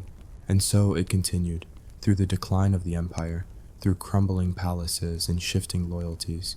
Even as the British East India Company slithered into Delhi like a foreign serpent, the Mughal emperors still feared their wives more than the British. Because the wives were close, the wives were quiet, the wives could kill without lifting a hand. The last Mughal emperor, Bahadur Shah Zafar, lived long enough to see the empire fall completely. By then, the harem was a ghost town. The walls once thick with perfume and secrets now echoed with emptiness. And yet, even in his final days, exiled in Burma, Zafar carried with him a caution that had haunted his ancestors. Never eat from a plate your wife has prepared in silence. Not because she is your enemy, but because you'll never know if you're her ally, or her next target. Because love in the Mughal court was not always affection. It was a chess move, a dagger hidden in poetry, a rose dipped in opium. And so, history remembers these queens not as footnotes, not as background decoration, but as veiled sovereigns. They weren't feared because they were cruel. They were feared because they had learned, in the deadliest court in the world, how to survive. And survival meant knowing when to smile, and when to strike, even if it meant bringing an empire to its knees, even if it meant watching the emperor sleep, knowing that he feared you more than any enemy outside those palace walls, because in the end, the true ruler of the Mughal Empire was not always the man on the throne. Sometimes it was the woman behind the curtain. The harem was quiet, too quiet. Soft footsteps echoed faintly across cool marble floors as oil lamps flickered in long hallways. Behind closed lattice doors, whispers drifted like incense, fragrant and dangerous. Somewhere in the distance, the call of a nightingale broke the silence, haunting and slow, as if the bird itself were afraid to speak too loudly. In the Mughal harem, silence wasn't peace, it was a warning. And in the shadows behind embroidered veils and golden screens, eyes were always watching. They weren't always the emperor's guards. They weren't always eunuchs. They weren't always loyal. Sometimes they were women. Sometimes they were concubines. And sometimes they were spies.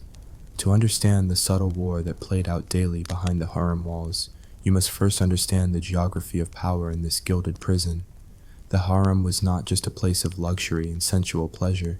It was a fortress, a theater of power, and a chessboard of manipulation. It was the emperor's private world, built not merely of domes and gardens, but of secrets. The women inside were many: wives, concubines, dancers, servants, old dowagers, child brides, and most dangerously, informants. They all lived in a delicate, brutal ecosystem ruled by rank, favor, and politics. Every woman lived in fear of two things: being forgotten by the emperor and being watched. Some were both loved and feared. Some were powerful enough to speak in court, and others so invisible they could overhear conversations no one was meant to hear. But among them all, none held more dangerous power than the concubine who knew how to listen.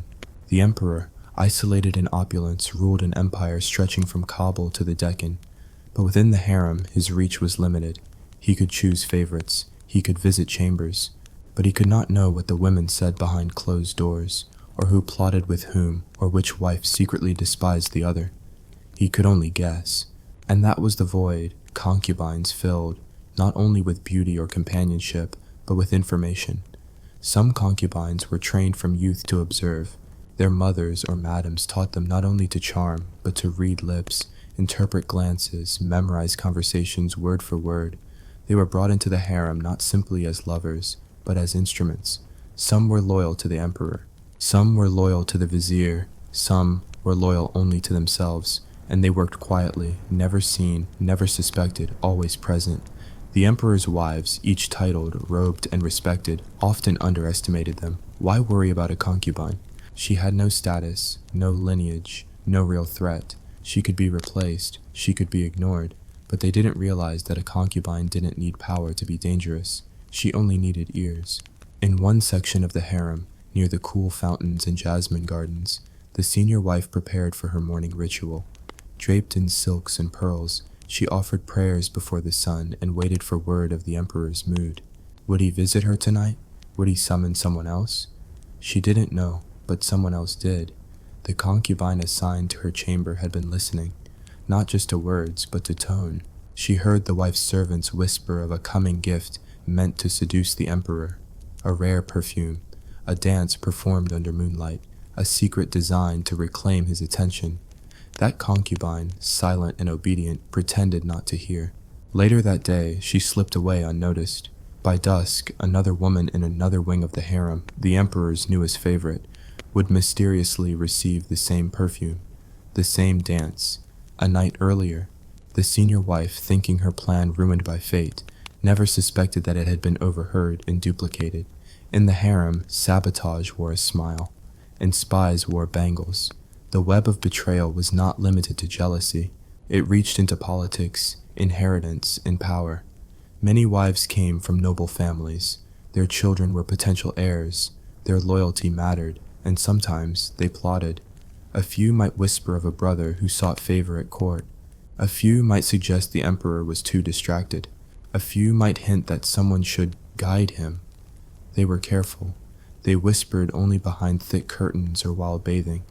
But no place was truly private. A concubine carrying a bowl of water might listen. A dancer resting nearby might hear a sentence. One phrase, one name, one date. That's all it took.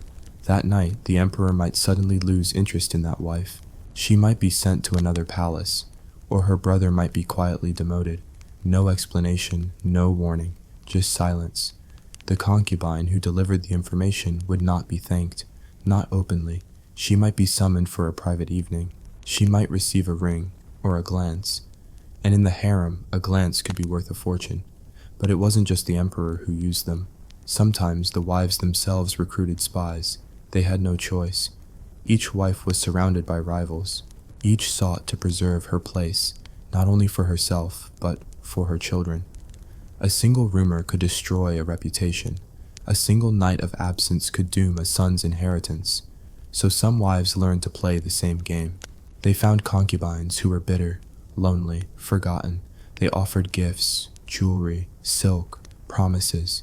"Tell me," they whispered, "what she said yesterday. What did she give him? Who visited her chamber last week?" And so a new layer was added to the harem's maze of secrets. concubines who spied on wives, but not for the emperor, for other wives. There were no clean hands here, only beautiful ones. Even eunuchs, supposedly neutral, could be persuaded, bribed, flattered. But concubines had the real advantage. They were already invisible, already trusted, already in the room. One such woman was named Nazma.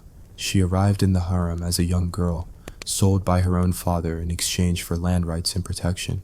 She was taught music, dance, poetry, but her eyes, dark, steady, sharp, learned faster than her hands. She listened to everyone. She mimicked accents. She remembered faces. Soon, one of the emperor's lesser wives took notice. Nazma was beautiful, yes, but more importantly, she was quiet. The wife brought her close, gave her tasks, and then one night asked her to follow another concubine. Don't be seen, just tell me where she goes, who she speaks to. Nazma obeyed. That single act made her valuable, and value in the harem was everything. By the age of 20, Nazma was spying not only for that wife, but for the emperor himself. She played both sides. Neither knew of the other, and she survived, because Nazma never showed loyalty, only silence. When the emperor suspected rebellion in one of his wives' families, he did not call soldiers. He summoned Nazma. When a concubine was found poisoned, no one asked how it happened.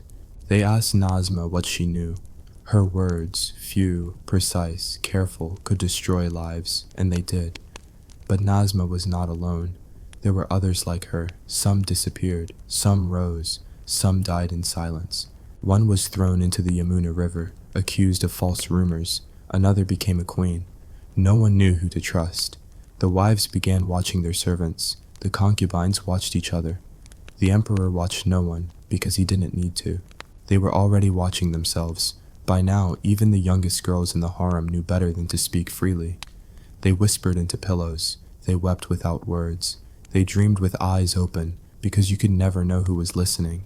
Even the wind in the courtyard seemed to carry secrets. There were rooms with hollow walls, lattices where eyes could peer through, cushions that held letters, jewelry that recorded words, servants who were not servants. The palace was not just marble and gold, it was a machine. And concubines were its gears. They turned silently, relentlessly.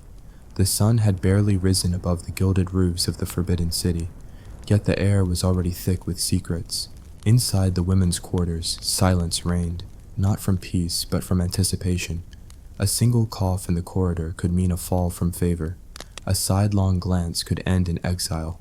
And always, always, there were eyes where one least expected them. For the imperial concubines, spying was not just a habit. It was an art, a daily performance, a necessity. They listened more than they spoke. In the steaming corridors of the bathhouses, in the echoing silence of prayer halls, or while sharing tea with other consorts, every smile concealed a blade. Every word was bait, and sometimes silence was the trap. The emperor's wives, those elevated few, noble by birth or station, often believed themselves untouchable, surrounded by attendants, protected by protocol. But in truth, their most dangerous rivals were not generals or ministers, but the women who shared their roof and vied for the same man's favor. The concubines were many, often dozens, and they were ranked, measured, monitored. But what they lacked in title, they made up for in cunning. For among them were those who had been trained, sometimes from childhood, not only in seduction, but in espionage. A concubine's training was quiet, methodical, and deeply invasive. She learned to remember conversations word for word. She learned to notice the stitching on another woman's robe, the wear on her slippers, the scent left behind after she walked past. These were not idle observations. They were data, information, weapons, and most terrifying of all, they learned how to blend in. A skilled spy did not look like a spy. She looked like a handmaiden offering plum wine.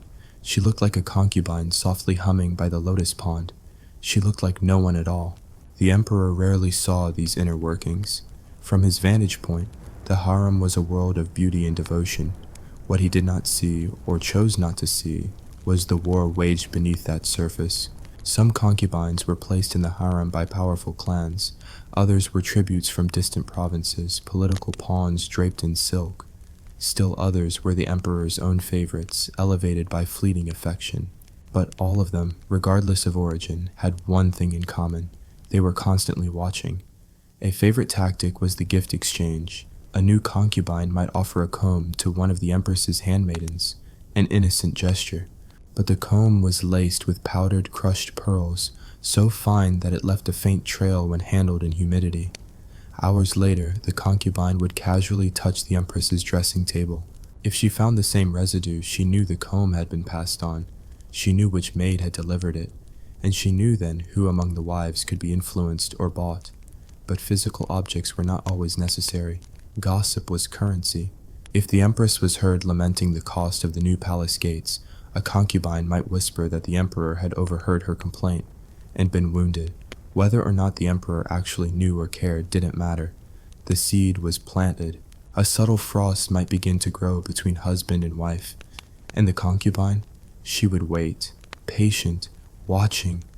Occasionally, spying became even more intimate. Some concubines forged alliances with eunuchs, especially those assigned to the empress or senior wives. Eunuchs were forbidden from marrying, from fathering children, from even dreaming of a life beyond the palace. But they were not immune to temptation. A concubine might offer them secrets in return, a coded note, a token, a whispered confession. In exchange, the eunuch might share which wife received the emperor's visit that week, or which lady wept alone in her chambers. Each crumb of knowledge was collected like drops of rain in a drought. Alone, they meant nothing, but over time, they formed a map, a web of the harem's emotional terrain. There were also darker arts. Certain concubines, especially those brought from southern provinces where old rituals lingered, practiced forms of folk magic. A slip of hair burned with incense, a needle buried in the garden earth beneath the empress's window, a whisper over water at midnight. They believed these acts could influence fortune, twist fate. Even those who scoffed at such rituals feared them. The line between superstition and strategy blurred easily in the palace. One concubine, remembered in hushed tales, was said to have bribed a painter. She requested a small portrait of the empress, not a grand imperial commission, but a miniature sketch, done in secret. In it, the empress was drawn without eyebrows.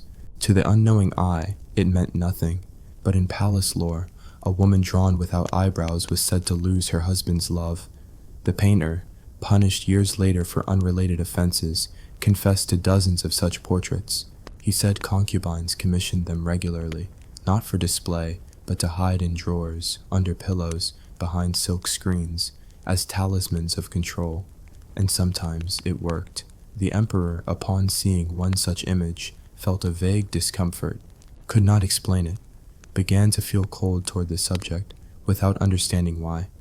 The wives, of course, had their own strategies. They too could spy if they dared, but they were watched more closely. The empress, especially, was bound by strict rituals and expected to remain above petty rivalries. She could not stoop to gather secrets, so she delegated older maids, widowed aunts, silent observers planted among the concubines.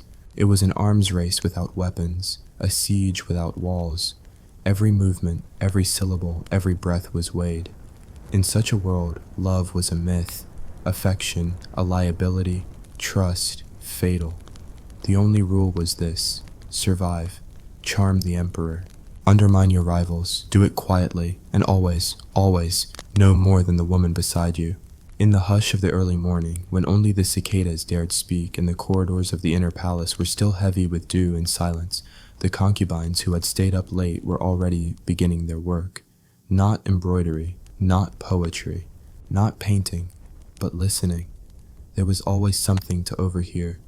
A whispered complaint from an empress's maid, the rustle of robes near a forbidden chamber, a half-uttered secret about a miscarriage that was never officially announced. The concubines didn't gather these secrets for amusement. They gathered them as a form of currency. In the harem, secrets were more valuable than silver. Among the hundreds of women in the emperor's inner court, few truly knew who held the emperor's heart. Even fewer understood how fragile the emperor's affection could be. A single rumor, strategically placed, could cause a favorite wife to fall from grace. And that rumor almost always began with a concubine listening in the shadows. The palace was a maze of silk-covered lies and jade-paved manipulation. There were spies dressed as maids, spies dressed as seamstresses, even spies posing as simple musicians sent to lull the emperor to sleep. But the most dangerous spies of all were the concubines themselves, trained in the art of suggestion, in the power of a glance, in the mastery of double meanings.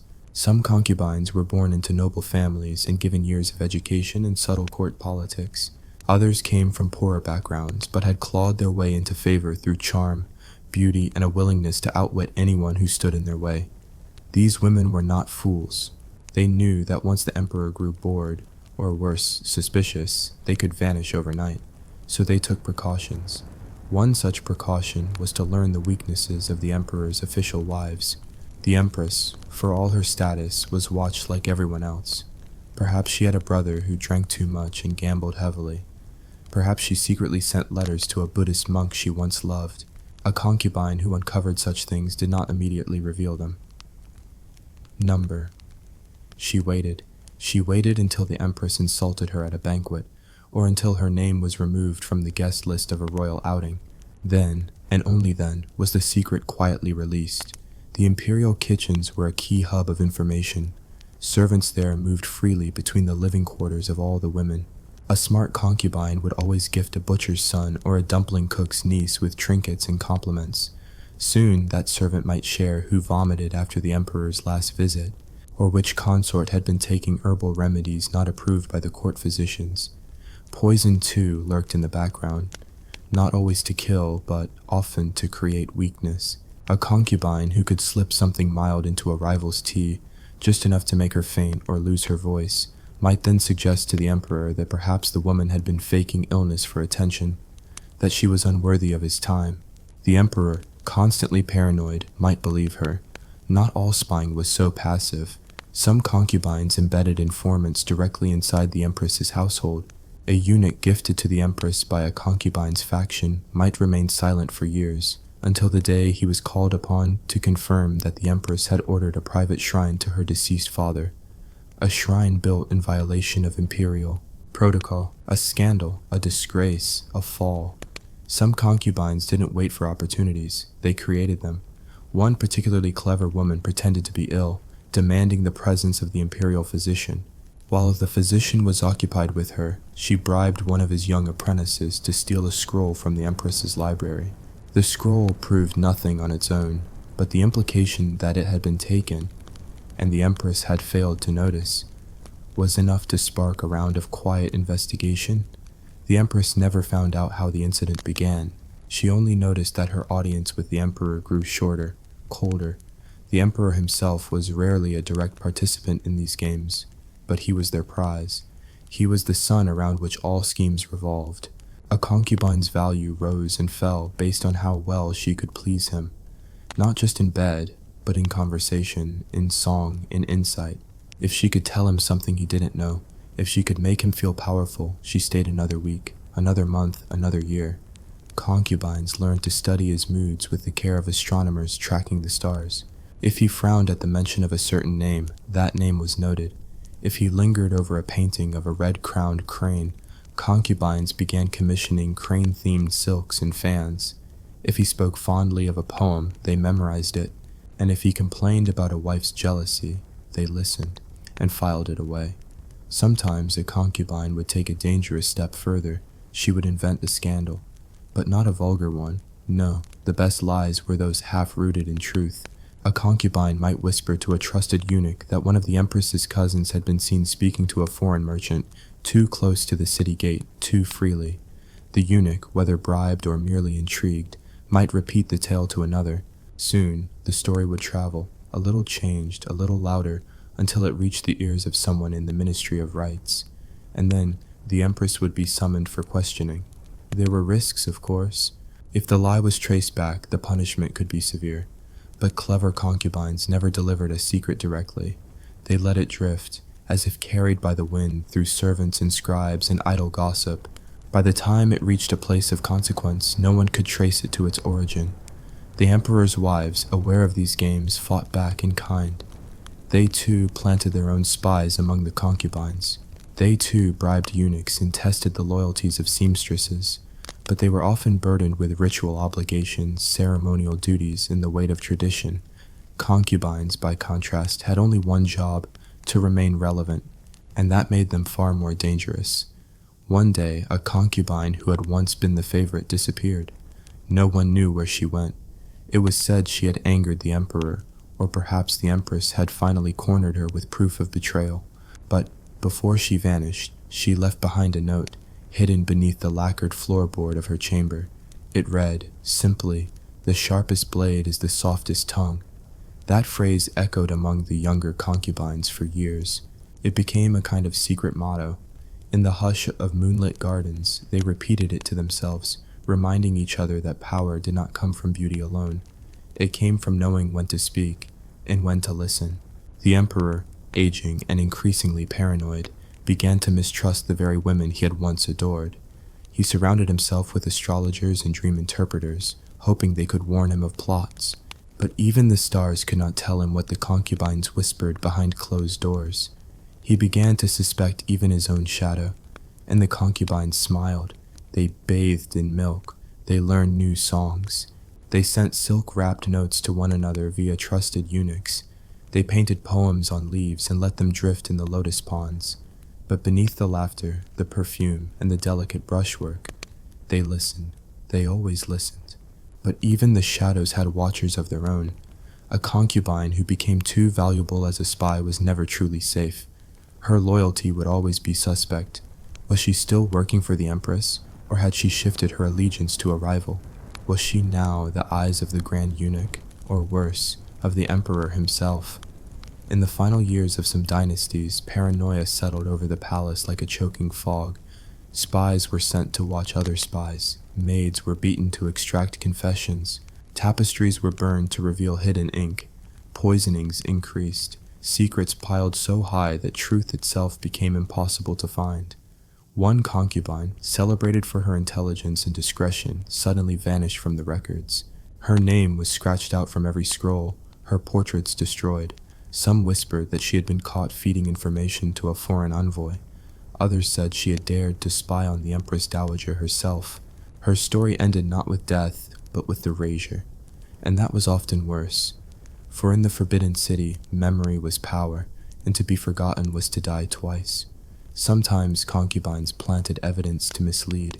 They would leave a discarded earring in the Empress's chamber, or a hairpin under another woman's pillow, sowing discord with just the right whisper. One harem nearly tore itself apart when a forged letter, written in the emperor's hand, was found among a concubine's belongings. She claimed innocence. She screamed her loyalty. She was dragged away anyway. But as she disappeared behind the silk curtains, even her rivals wondered, had she truly written it, or had she been framed by a more cunning informant? There were levels upon levels. Some concubines pretended to be spies just to gain favor. Others pretended to be foolish to avoid being recruited.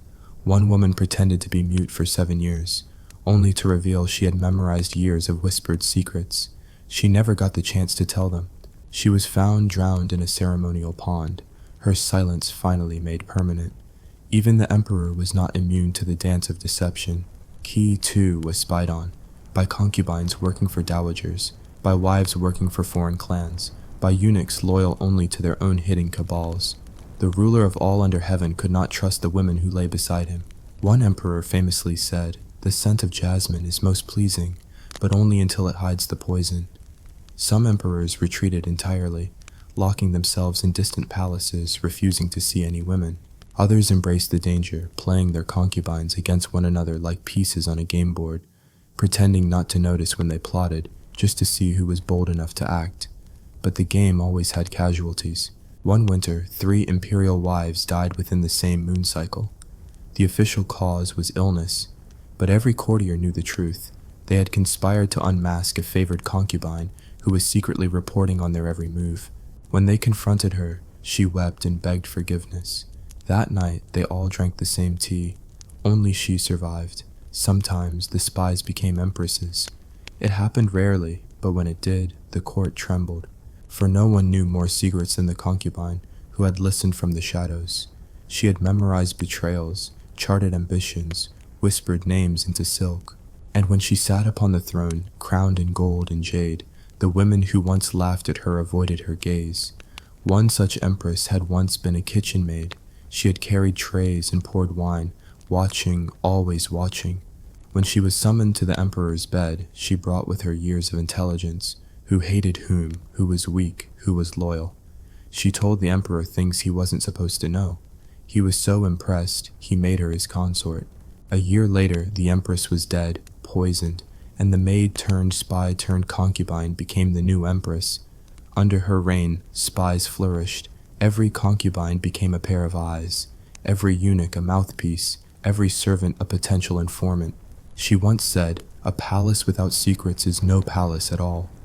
In time, it became difficult to know where information ended and paranoia began. The court became a labyrinth of lies, beautiful, elaborate, deadly. And yet, the harem continued. New concubines arrived, young and nervous.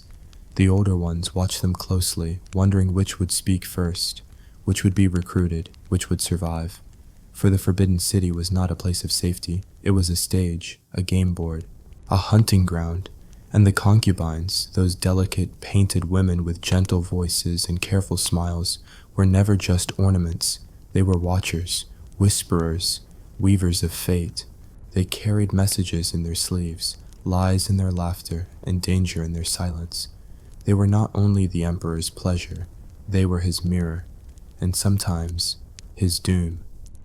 She was not supposed to speak first, not even to look up unless permitted, and yet, on one moonless night behind silken veils and the cold scent of sandalwood oil, she did. Her eyes met the emperor's wife for a fraction too long. A mistake? Perhaps. Or perhaps she had simply forgotten her place, intoxicated by the brief illusion of importance. In the imperial courts of the East, be it Ming China, Ottoman Istanbul, or Safavid Persia, concubines were more than women.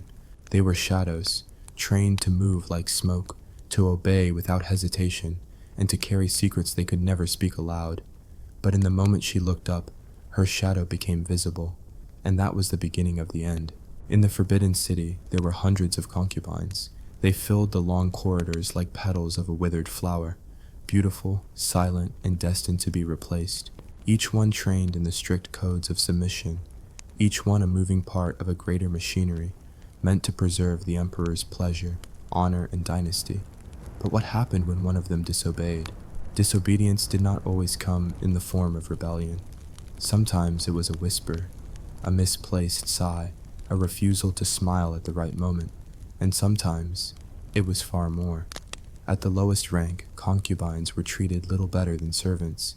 They could be summoned at any hour, or not summoned at all. Some lived their entire lives in the palace without ever seeing the emperor.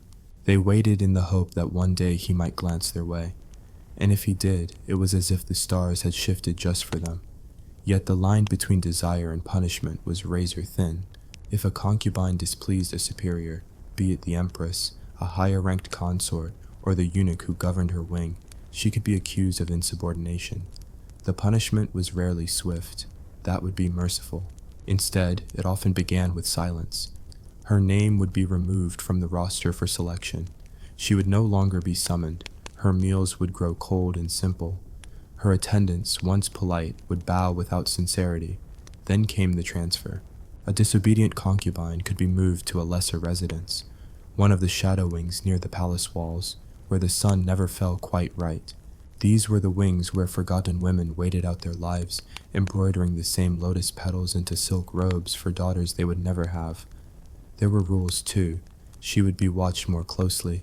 Her correspondence would be read, her every move reported. Even her silences were documented. Was she meditating or plotting? Among the emperor's wives and high consorts, suspicion was like a poison passed through the air. Any concubine who broke a rule, even accidentally, risked more than isolation. She risked becoming a symbol, a lesson, a warning. But why would she disobey? There were many reasons. Perhaps she had once been favored and now was discarded. Perhaps she had discovered a secret, an affair, a plot, a lie buried in the corridors. Or perhaps she had dared to love someone else, a guard, a eunuch, another concubine. Love in a palace like this was treason, and when treason was suspected, her body would be searched for letters, her chambers ransacked, her past scrutinized. Even her family beyond the palace walls might suffer. Guilt was contagious. The higher the stakes, the quieter the revenge. For instance, a concubine who displeased the emperor might not be executed outright. That would be too obvious, too distasteful. Instead, she might be given a poisoned gift, perfume that left rashes on the skin, a robe scented with slow-working toxins, a small plate of sweet plums that only she would eat. No one would speak of it. She would merely fall ill, decline, disappear, her name quietly erased. Other times she would simply be forgotten, her belongings taken, her attendants reassigned, her face never painted again. Some concubines were accused of witchcraft, especially if they were beautiful and clever. The court would whisper that she had used spells to seduce the emperor, that her beauty was unnatural, that she had bewitched him with oils and rituals from her homeland. Foreign concubines, especially those from Korea, Japan, or the steppe regions, were most vulnerable to such accusations. The empress or favored consort, upon feeling threatened, could arrange for her to be humiliated, her hair cut short, her robes replaced with coarse linen, her jewels stripped. She might be paraded through the service corridors, watched by giggling maids who once envied her silks, and if she was lucky, she would be sent to a nunnery. If she wasn't, she might be made to vanish. But sometimes the disobedient concubine didn't go quietly. There are records whispered and half erased of concubines who resisted, who shouted back, who demanded justice. These women were labeled mad. They were restrained, isolated, studied like wild animals. Some historians believe that certain mental illnesses attributed to imperial women were convenient labels for rebellion. One such woman was Lady Yi, a low-ranked concubine during the Ming dynasty. She once refused the orders of a higher consort, citing cruelty and injustice.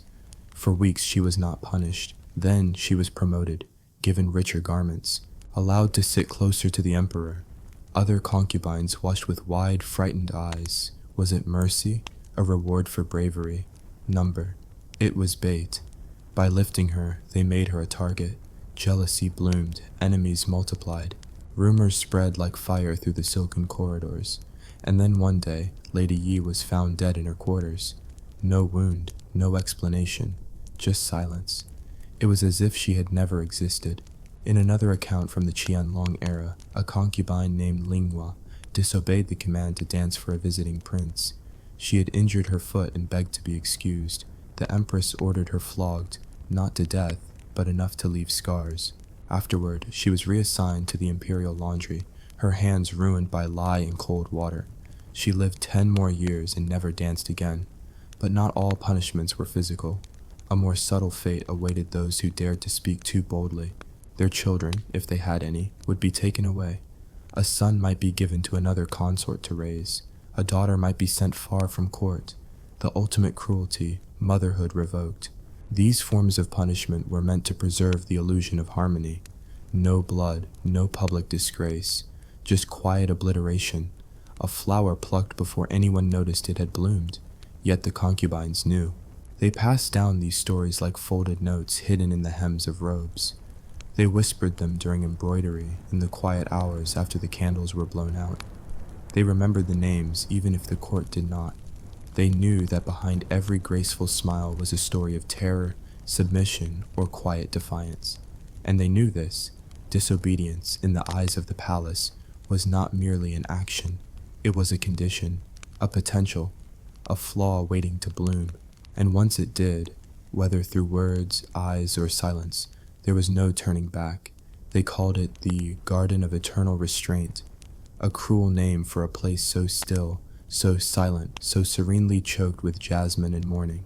The moment a concubine entered that space, not by choice, but by punishment, she ceased to exist in the eyes of the court.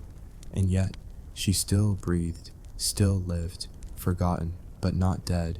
It began with whispers, always whispers, in the corridors of the Forbidden City, where a concubine's beauty could either be a blessing or a curse. Disobedience wasn't always loud. Sometimes it was merely a gaze that lingered too long on the eunuch who brought her tea, or a head that didn't lower quite fast enough when the empress passed. or perhaps a refusal that echoed only in the heart, the refusal to love a man she despised. There were levels to disobedience, and there were levels to punishment. The first was silence. The women of the harem were trained to speak only when spoken to, but if one showed signs of rebellion, if her smile turned thin or her laughter vanished, she was placed in the hall of whispered regrets. Here, a concubine would sit on the cold floor for days, reciting palace etiquette aloud to the eunuchs watching her. Her voice would crack, her eyes would burn from lack of sleep, but she would repeat, over and over, the rules she had broken. I shall not speak unless permitted. I shall not raise my eyes to His Majesty unless summoned. I shall not desire anything beyond the role I have been blessed with. Sometimes a concubine's voice never returned after this, but if she still resisted, if the emperor caught wind of defiance, then she was led to darker places. Yun Fei had been one such woman. She had once been the favorite, her skin like porcelain, her lips a petal's curve. The emperor had summoned her 3 nights in a row, and jealous eyes followed her like shadows. But then came her mistake. It was said she laughed too openly in court, that she challenged the empress's riddle with a sharper riddle of her own, and won. No one outshines the empress, so they dragged Yun Fei to the hall of inkless scrolls. There, her writings, poems she had penned in secret, were burned before her. The eunuchs held the scrolls over the brazier while she watched, helpless, her voice a raw whisper begging for mercy.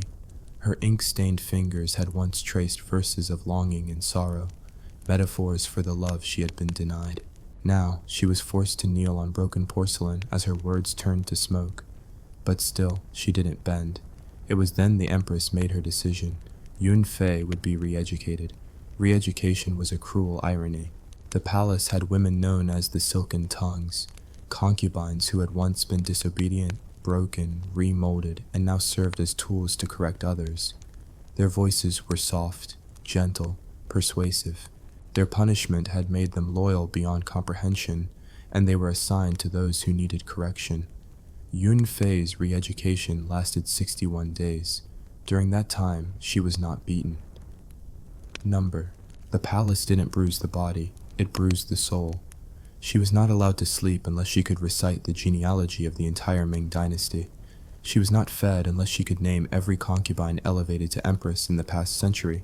She was not clothed unless she could answer riddles about virtue, obedience, and silence. Her cell had no mirror, because the women were told they no longer owned their faces. Their beauty belonged to the emperor. Their lips spoke his name or none at all. But even after 61 days, Yun Fei's eyes remained defiant. So they made her a shadow. Shadows were those concubines who walked the palace unseen. They existed between walls, literally. The Forbidden City had narrow crawl spaces designed for ventilation and secret observation. Shadows were placed in those spaces, tasked with spying on other women, listening for disloyalty, for plotting, for betrayal. They lived in silence, moved in silence, and their very existence was denied by the court.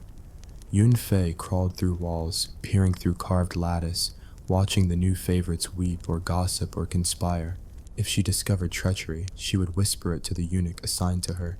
If she refused, her food would be withheld for 3 days. Eventually, she spoke. Eventually, all of them did, but some didn't stop there. Some shadows became powerful, because knowledge was power in the harem. If a concubine knew that another woman had cursed the empress in private, or written forbidden poetry, or accepted a gift from a visiting noble, she could barter that information for a better room, better food, even a secret meeting with the emperor himself. Spying became a currency, a dangerous, delicate game, and in this game, one mistake could cost a life. There were concubines who refused to spy, women who clung to dignity, who said nothing, who let treason slip by their ears like water through fingers. They vanished. Some said they were sent to the garden of eternal restraint, but others whispered darker tales. There was a pool, it was said, in the north wing of the harem, covered with lotus leaves, perfumed with rose petals. At the bottom, bones. But that was only a story, of course.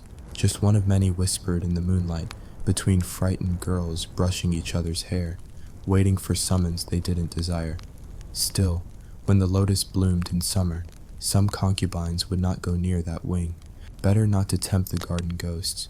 Among all these women, perhaps the saddest were those who had once resisted and now trained others to obey. The silken tongues.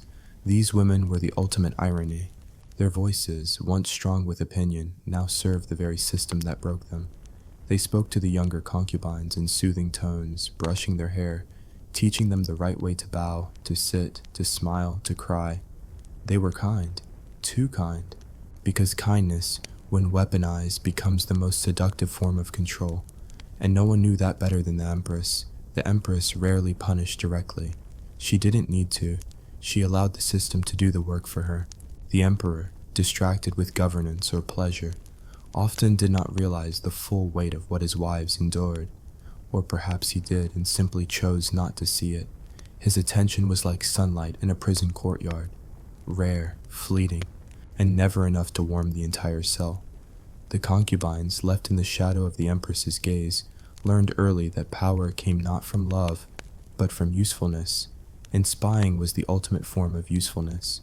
The Emperor could be seduced by beauty, but the Empress was seduced by control, and if a concubine could serve both, she lived. If she served only herself, she vanished. But there were exceptions, rare women who learned how to bend without breaking. One such woman was Mei Lin. She arrived at the palace at 17, soft-spoken, modest, but clever beyond her years. She never challenged the Empress, never sought the Emperor's attention. She watched, she listened, and soon the Empress noticed her. Rather than fear it, Mei Lin leaned into the role. She offered observations, delicate suggestions. She never accused, never gossiped, but she hinted, whispered, a concubine who had disrespected her maid, another who hid books beneath her mattress. The Empress rewarded her with silks. The Emperor never even remembered her name, but the Empress did, and in a palace like this, that meant survival. Yet even for Mei Lin, there came a day when she said too much. She exposed a woman too beloved by the Emperor, and so she disappeared, not punished, not imprisoned, simply relocated to the outer courtyard, a place with no mirrors, no lanterns, no visitors. There, she trimmed bonsai trees for the rest of her life, a silent reminder. Even a useful concubine could become a liability, especially if she learned to enjoy her power. The palace had no room for women who enjoyed control, only women who feared it. But if a concubine hoped to find mercy within the palace walls, she would be gravely mistaken. There was a place deeper than the silence of exile and more enduring than physical punishment. It was the invisible prison of surveillance, not the Emperor's watchful eye, but the gaze of other women, other concubines, eunuchs, spies in silk. Every footstep, every sideways glance, every breath that lingered too long near the wrong person could be recorded in the unseen scroll of palace memory. And punishment did not always arrive with sound. It sometimes arrived in absence, of affection, of safety, of food. Some concubines who broke rules found themselves relocated, not to another wing, but to another existence entirely. Their rooms stripped of cushions, their silks replaced with rough linen, their maids dismissed, their names no longer called. To disobey once was dangerous, to disobey twice was suicide. Those who dared to speak openly, those who raised their voices, defied orders, or defended another woman, were often accused not of bravery, but of madness. Madness became a convenient label, a way to erase inconvenient women. Once labeled mad, a concubine could be locked away without shame to the Emperor's name. She could scream, and no one would come. She could rot, and no one would know. But the punishment was not always immediate. Sometimes it arrived in whispers. The eunuchs who delivered cold tea, the missing robe that never returned from the laundry, the physician who arrived too late, a stolen fan, a broken comb, a favorite servant reassigned to a rival. These were the punishments that wore down the soul. The erosion of presence, the slow subtraction of status, until nothing remained but the woman herself, naked of all illusion, powerless. For those who dared to touch politics, the stakes were higher still. Some concubines, beloved by the Emperor, thought themselves untouchable. They used their closeness to speak names, to influence decisions, to shift tides. But power in the harem was never stable. 1 hour, a concubine was called Heaven's Pearl.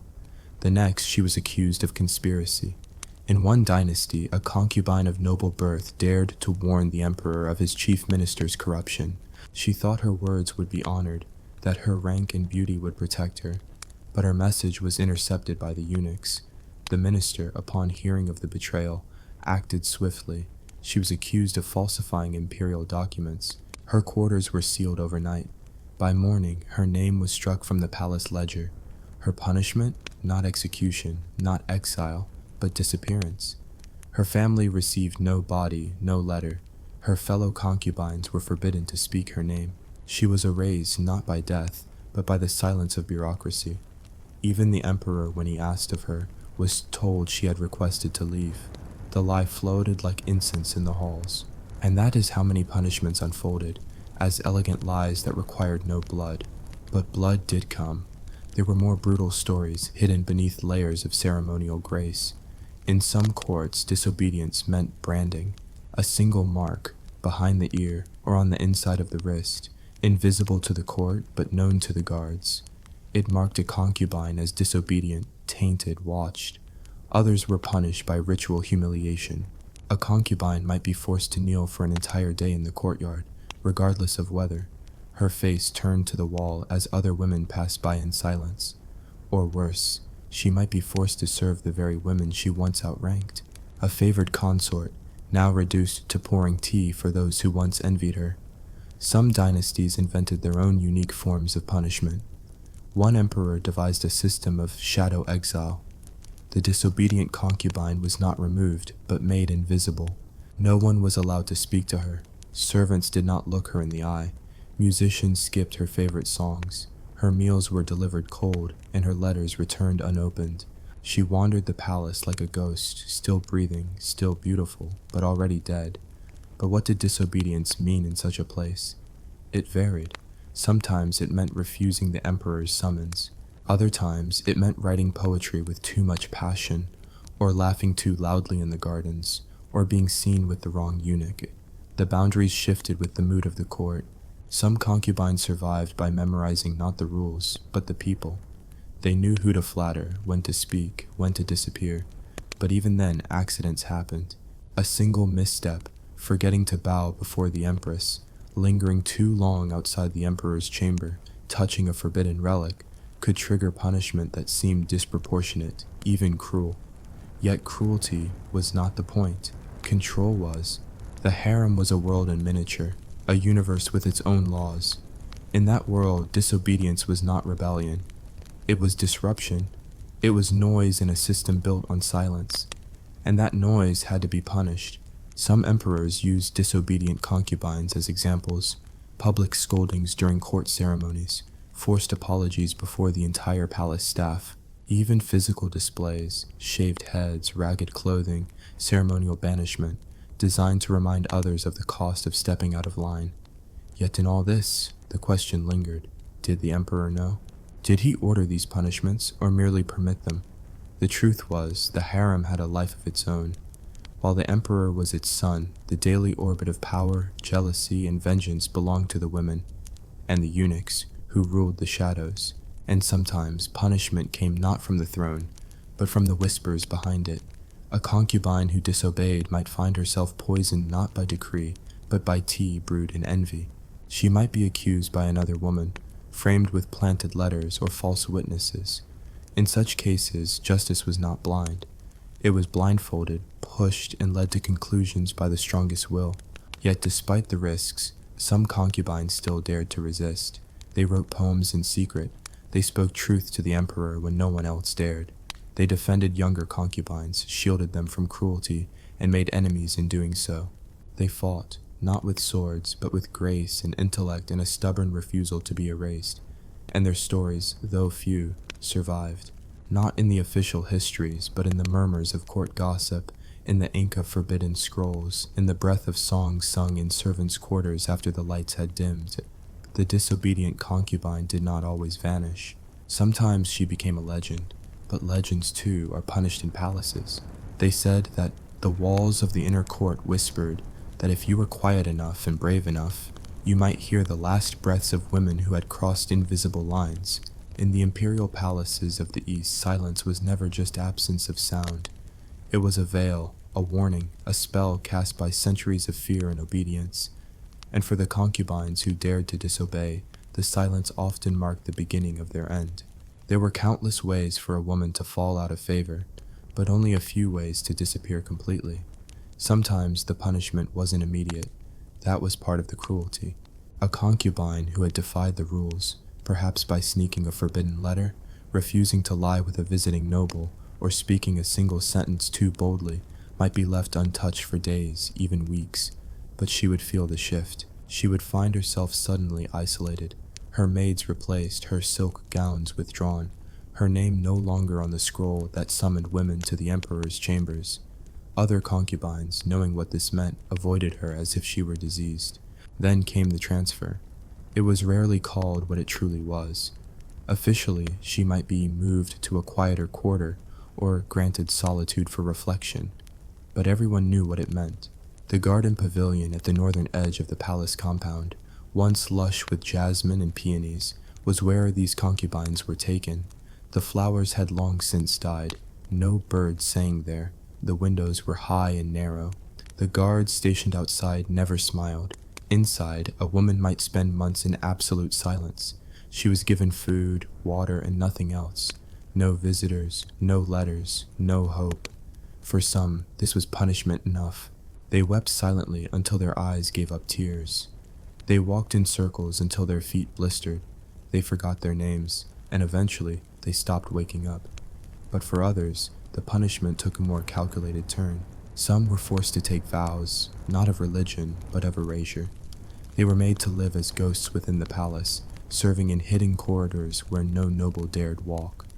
Their hair was shaved, their silks replaced with coarse cloth, their identities struck from every scroll.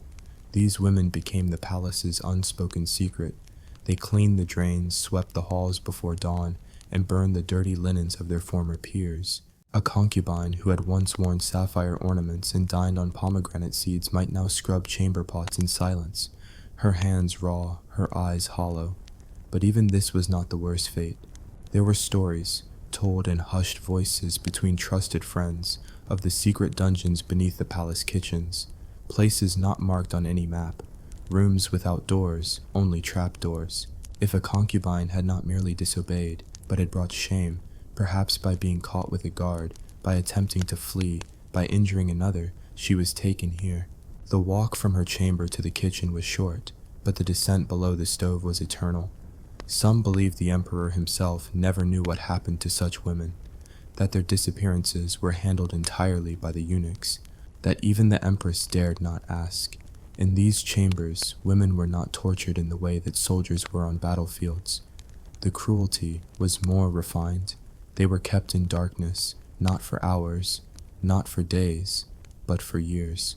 No voices, no light, no way to know whether it was morning or night. Some went mad, some sang lullabies to no one, some scratched their names into the stone again and again until their fingers bled, and others simply forgot they had ever been women at all. Not all punishments were hidden. Some were orchestrated with dramatic precision, meant to be seen. In one case, a favored concubine was caught using forbidden incense gifted to her by a foreign envoy. The incense was rumored to arouse the senses beyond reason. She had lit it secretly, hoping to seduce the emperor when it was not her turn. But he discovered the deception. She was dressed in ceremonial red robes, robes usually worn at weddings, and made to sit alone in the court's garden. All the other concubines were summoned to watch. The emperor did not speak. He merely nodded, and the eunuchs approached with their sharp scissors. They began with her hair, cutting the long black strands that had once reached her waist, then her nails, her sleeves, her ornaments. Each symbol of her beauty, femininity, and station was stripped away, piece by piece. Then she was sent to the house of silent women, where she was never seen again. But among the concubines, the lesson endured. Even a single misstep, no matter how small, no matter how sincere, could rewrite the rest of your life. And sometimes the consequences extended beyond the concubine herself.